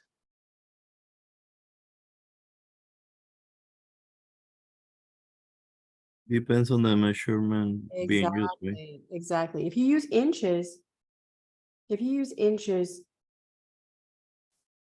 do it in centimeters, you can do it in feet. And we're going to say it can be continuous because there's no restriction here, okay? I haven't said any restriction. I haven't said in feet only or in inches only and no fractions. So because it's open, we're just going to say it's continuous because fractions are possible or decimals are possible. You'll see what I mean when I get to the next one. Number of whole hours a student studies. So what about that one? That is quantitative as well, but it's discrete. So yes, that's quantitative as well, but it's discrete because of this word, whole. Why do you say in Spanish entero? I'm not sure. Sí.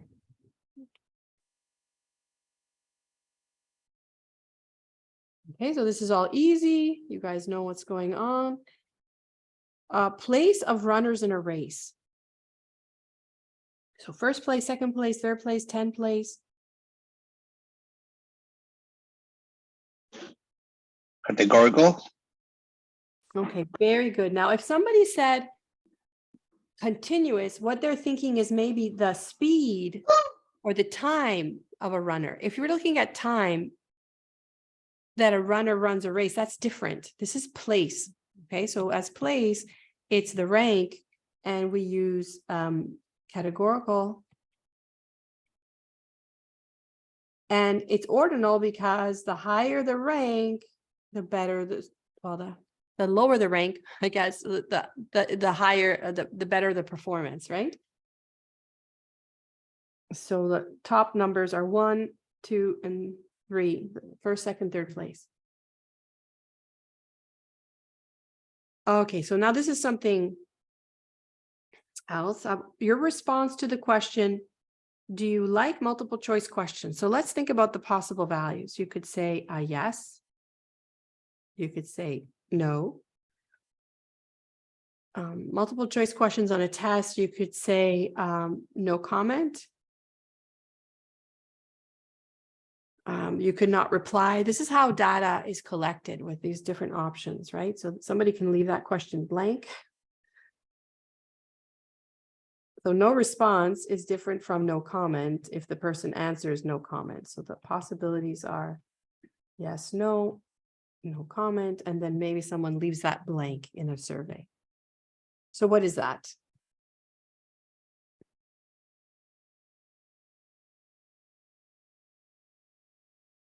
Categorical. Very good. So those are categories. And I would have to number them for my recoding in Excel, but it is a categorical variable. And is it nominal or ordinal? Does the numerical assignment matter? Or can I just call this 1, this 2, this 3, this 4? Or the other way around? Nominal. So it's just nominal. It doesn't matter how I label the numbers. Okay, score on a test.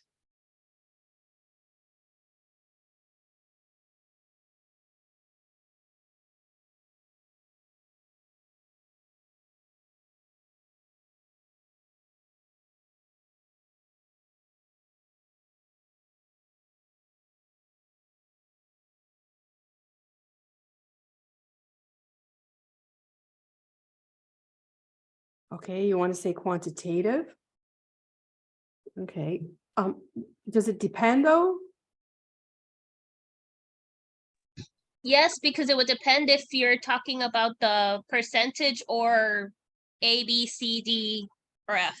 Exactly. So if it's a percentage or like out of a different number, out of total.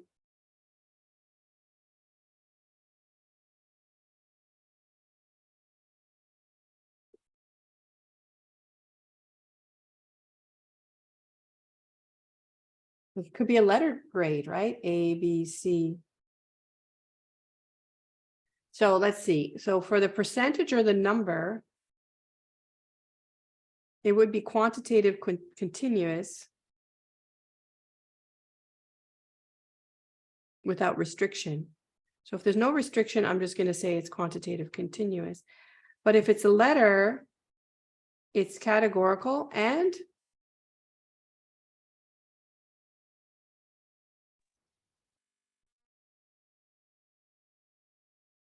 Ordinal.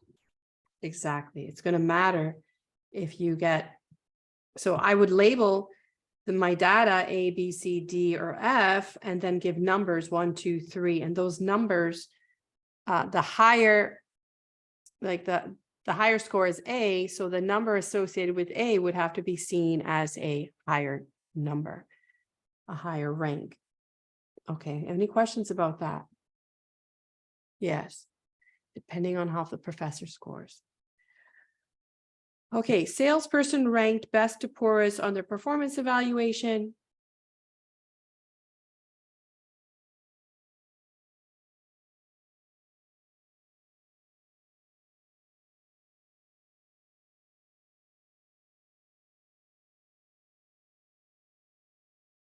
Yes, again, it's categorical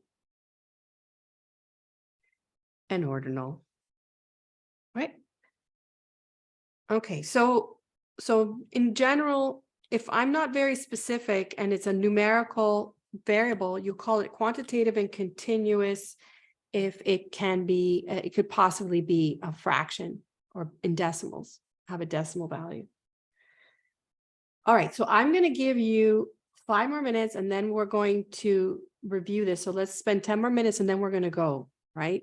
And I'll let you watch those videos and have start your weekend. So these are the answers here. I do have the answers in more detail. So I usually give you the answers. Okay. So here is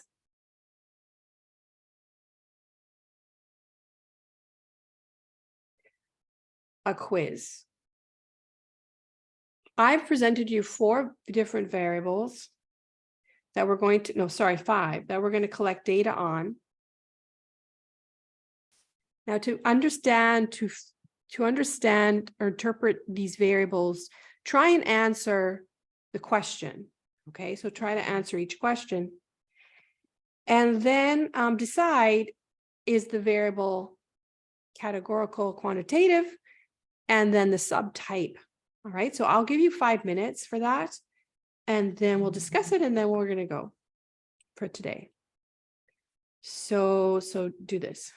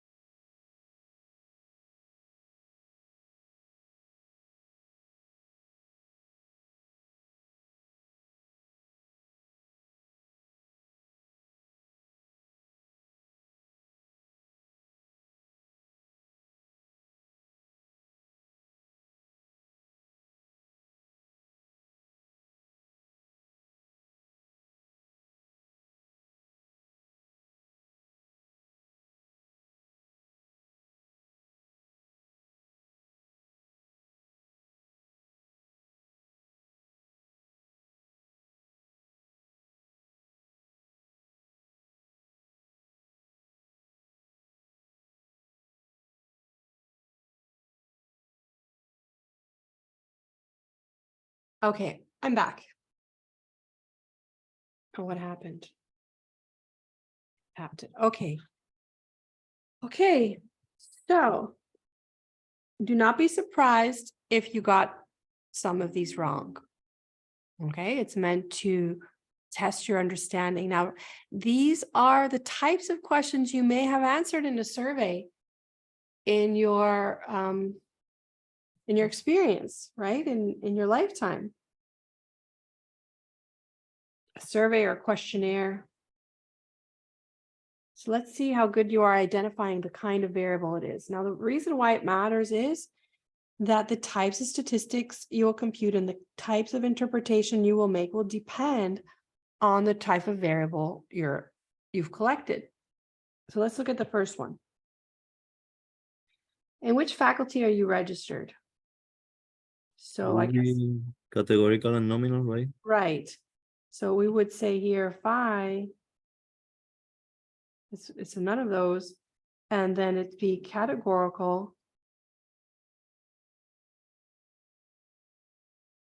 And nominal, because even though I presented them in alphabetical order, it doesn't, the numbering the labeling I'll do is subjective and doesn't really, the numbers don't exactly mean that there's one is better than the other than alphabetical order.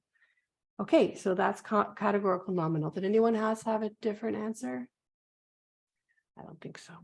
Okay, so the second one, on average, how many glasses of milk do you consume per week? Now, this is maybe not the greatest questions. It's not so clear. But what I told you is when it's not clear, you can.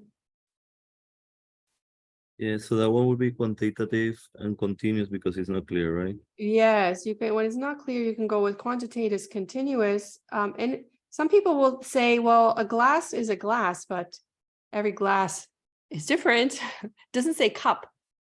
And No, even and you can also even have if I- 1.5 glasses. You don't need to have 2 full glasses or right or a single glass. yeah, it's basically you could say it's, yeah, you don't have to have a full glass. The size of the glass is different, right? So it's quantitative and continuous. You could say it's a half a glass, a quarter of a glass. If you want to be really specific about it, it can be a 0.33 of a glass. Okay. So because I'm not so specific, if I'm specific, then you got to go more towards the discrete, but because I'm not, and anyway, it's not a very good question either. I should have said cups or ounces, something like that people can reference. All right, let's try the next one.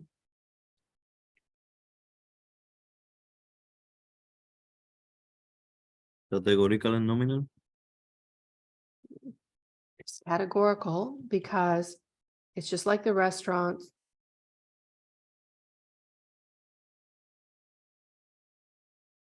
But look how it's written. I was thinking it could be continuous because you could have like highlights or have different hairstyles, Right. different But- hair colors. Okay, so you make a point that, okay, first of all, we got to resolve it's categorical continuous. I mean, quantitative. It's not quantitative because if I put a number, well, this is actually a good point you're making. So you picked up the fact that I'm talking about darkness. And when I'm talking about darkness, I'm talking about rank.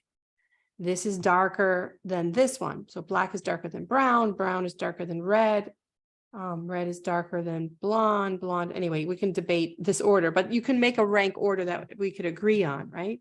So this is actually categorical ordinal, but your point about it being in fractions, it'd be hard to assign numbers and fractions to it, but but what you've picked up on is that there's an order, and the difference between black and brown is not exactly clear to assign fractional values as a category, but we'll just say ordinal categorical. That's the closest we can get. What do you think about that? So the keyword here was dark. In terms of the darkness, yeah. Yeah. But in terms of what she suggested about being continuous, because you can have fractions, because you can have variation, but I'm going to capture that with the ordinal, not so much that it's continuous and quantitative. Okay, so the next one.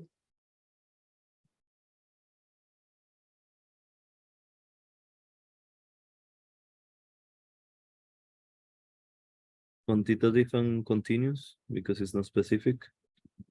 Okay, so you want to say it's quantitative because I ask how often. However, the options that give you the values are categories. Notice that once or twice can be two different values, so it can't be quantitative because there's two values here, 1 and 2. And this one doesn't even have a value, it's more than 2. Right.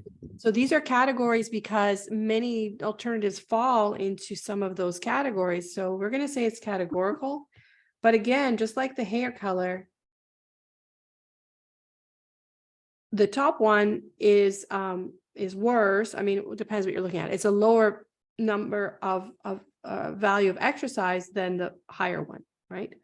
So these are ordinal. There's an order here. So it's not quantitative, and it often, I mean, you could measure somebody, you could record and observe somebody and measure that specifically, but the way this question was asked was just with 3 categories, and you ask people to assign themselves. Right, but less than once is a range, just like more than twice is a range. Exactly, it's a range, but we can't say it's quantitative because we don't have the number, and we cannot average these numbers together. Like I can assign less than once as a 0. Right. I can assign this as 1 and this is 2, but then try and put those numbers together and average them and say something, you really are not, you're going to have a lot of error. If you know what I mean. So, you know, what if somebody exercises like 10 times a week, but they fall into getting a score of 2? That's not very meaningful. So we wouldn't want to average those values together. All right, let's do the last one.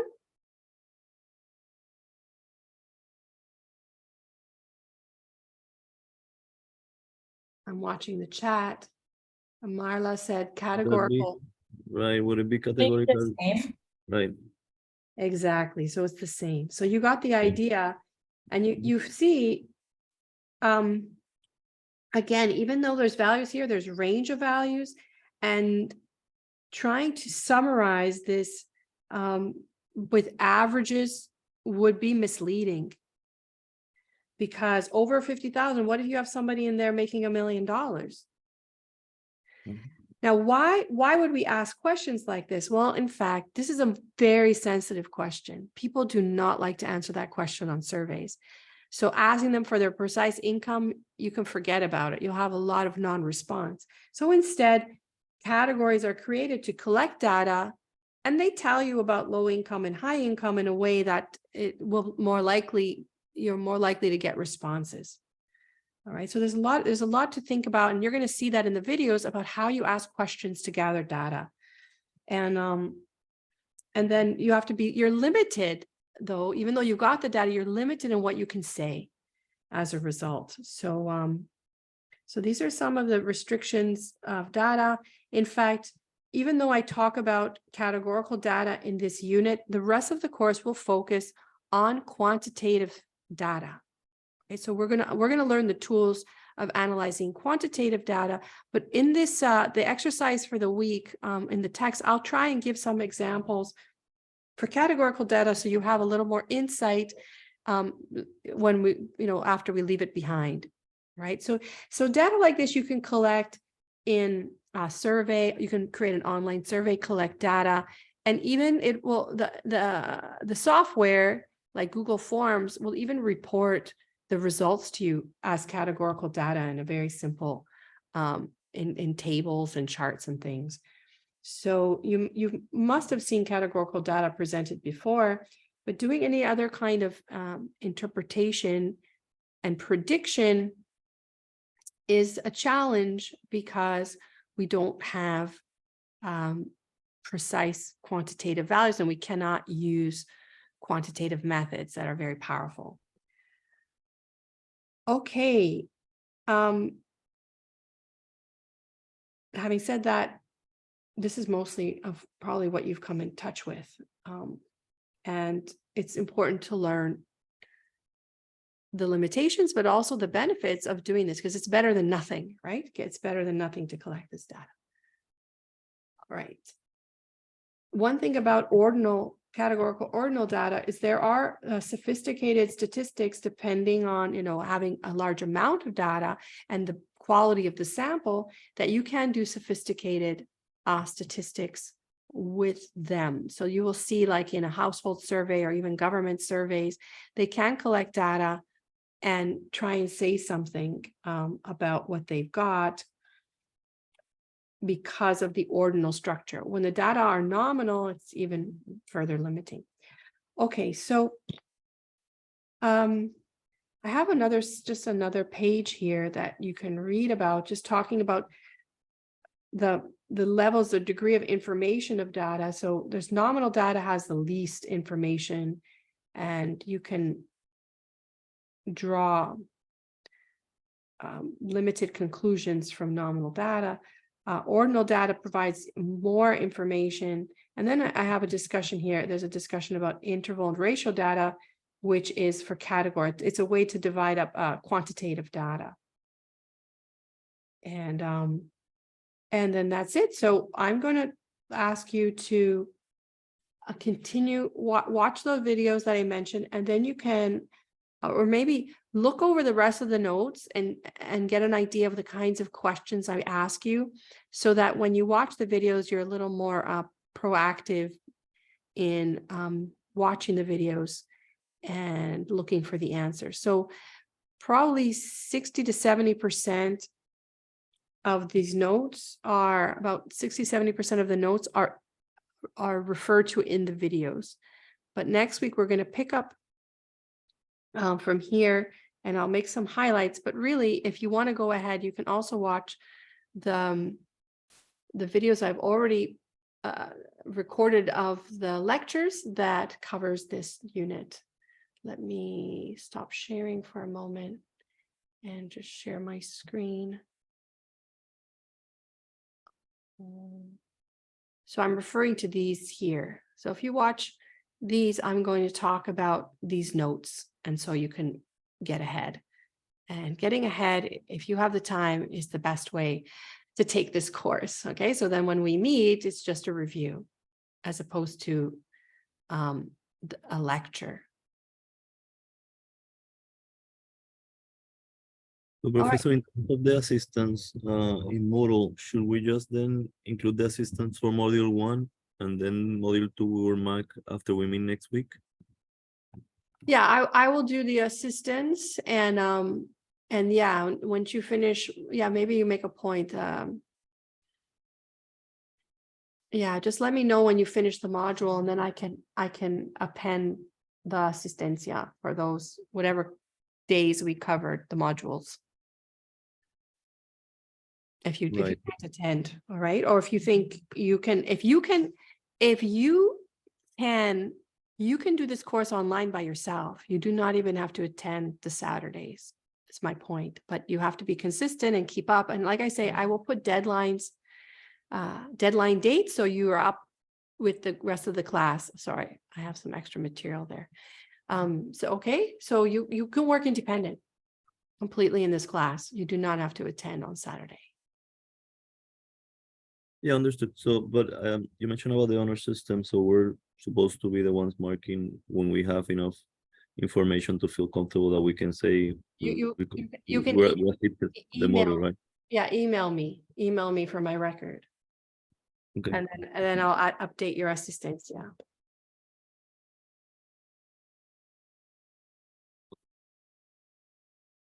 And that's only if you're not attending. Okay. So if we are attending on the Saturdays, you will take care of the assistance, and we will have to mark it as well. Exactly. Okay. No, I was just confused with that part. Yeah. Okay. Okay. So that way we have a record We have a record of your effort. And I'm trusting you.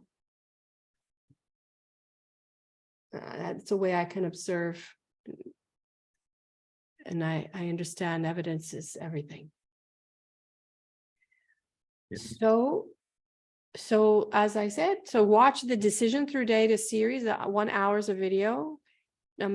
Read the notes and see that you can follow, or watch the videos to complete the notes and answer the questions. And I'll see you here next week. If you want to attend, we will pick up from reading or looking at the notes and finish module 1 and hopefully start module 2 next week. Okay, so the ISBN does. This is actually module 2, right? So we'll finish module 2 and then start 3. Sorry, this is module 2 and we'll start module 3. Sorry. Yeah, I'm reading the chat about the ISBN. So I'll check about the ISBN, what happened, and I'll let you know. And in terms of the quizzes, yes, I have quizzes online. I didn't mention that. Those are for self-study. I'm not going to have a deadline, but I will put a overarching deadline on the unit that you should take some time for those quizzes. Those quizzes are good. So they go by unit. I'm not going to grade you on participation in the quizzes, but they're a good way for you to self assess. There's a good feedback for your understanding of the module. I don't think I have them in Spanish though. They're just in English. Didn't put them in Spanish. Yeah. So if you have any questions, let me know. What else? Professor, and I'm guessing the homework as well in that same section, because we'll be doing homework in Connect, right? Sorry, yeah, so so this homework, let me specify again. So yeah, homework is a self-study, yeah. And I have the results. I give you the answers here for the homework. Oh no, this is the solutions. The homework here are just multiple choice, and the solutions are, sorry, the answers are at the end. Okay, so you have, this is self-study, answers at the end, so for you to get feedback of your understanding. And then also what I have, and let me fix this, because you guys are seeing things that are not visible. I have in module 1,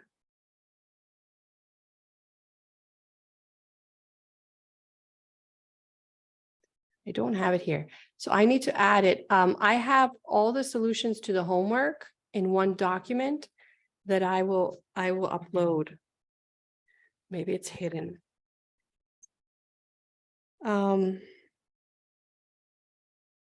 So you can see it all in one document for just the homework exercises.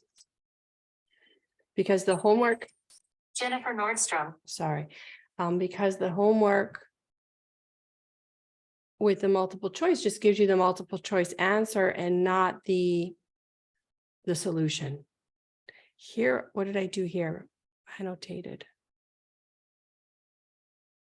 Oh, I actually do solve them. I have some notes that I add for you to understand better. Maybe not too much. I think I did it with a group once and then uploaded the result. Okay, any other questions? I have another question, Professor, because I clicked on the link about Connect in McCall Hill, and it said about $150. So I'm not sure if I'm on the right link for that book. Other people are all talking about the university books, but I'm in another link, so I'm not sure. Because I clicked on the link above the Connect registration. Yeah, I rewrote this step one. So reload your platform page. So in university books, so I need to get the code. I don't even know how to do this. So I just look for the book here. Professor, I checked on that website, and if you put the ISBN number, it doesn't appear. If you put the name of the book, it appears, but it says it's only physical and it's $110. Yeah, no, something's wrong. So I will ask them. Yeah, it should only be $50. Yeah, I've taken these classes before, and it's $50 just to have the book on over the platform, the Connect platform. But it's not lit. In university books, they only have it physical. Okay, I'll write her and I'll get back to you. Thank you. I won't make any assignments due till we resolve the Connect issue. Okay. And did anybody get the book?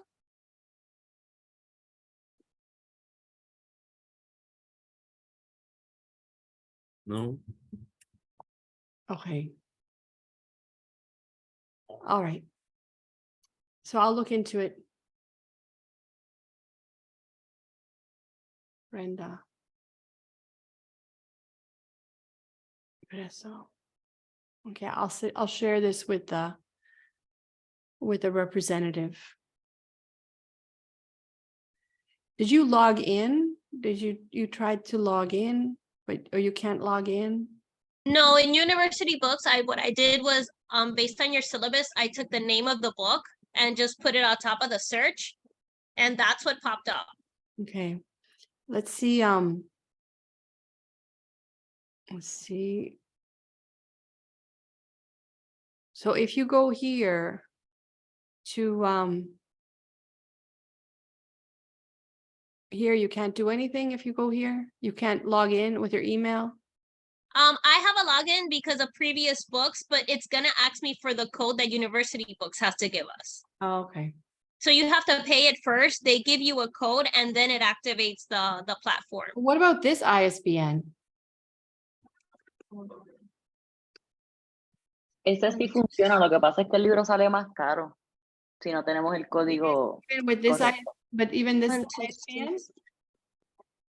200752.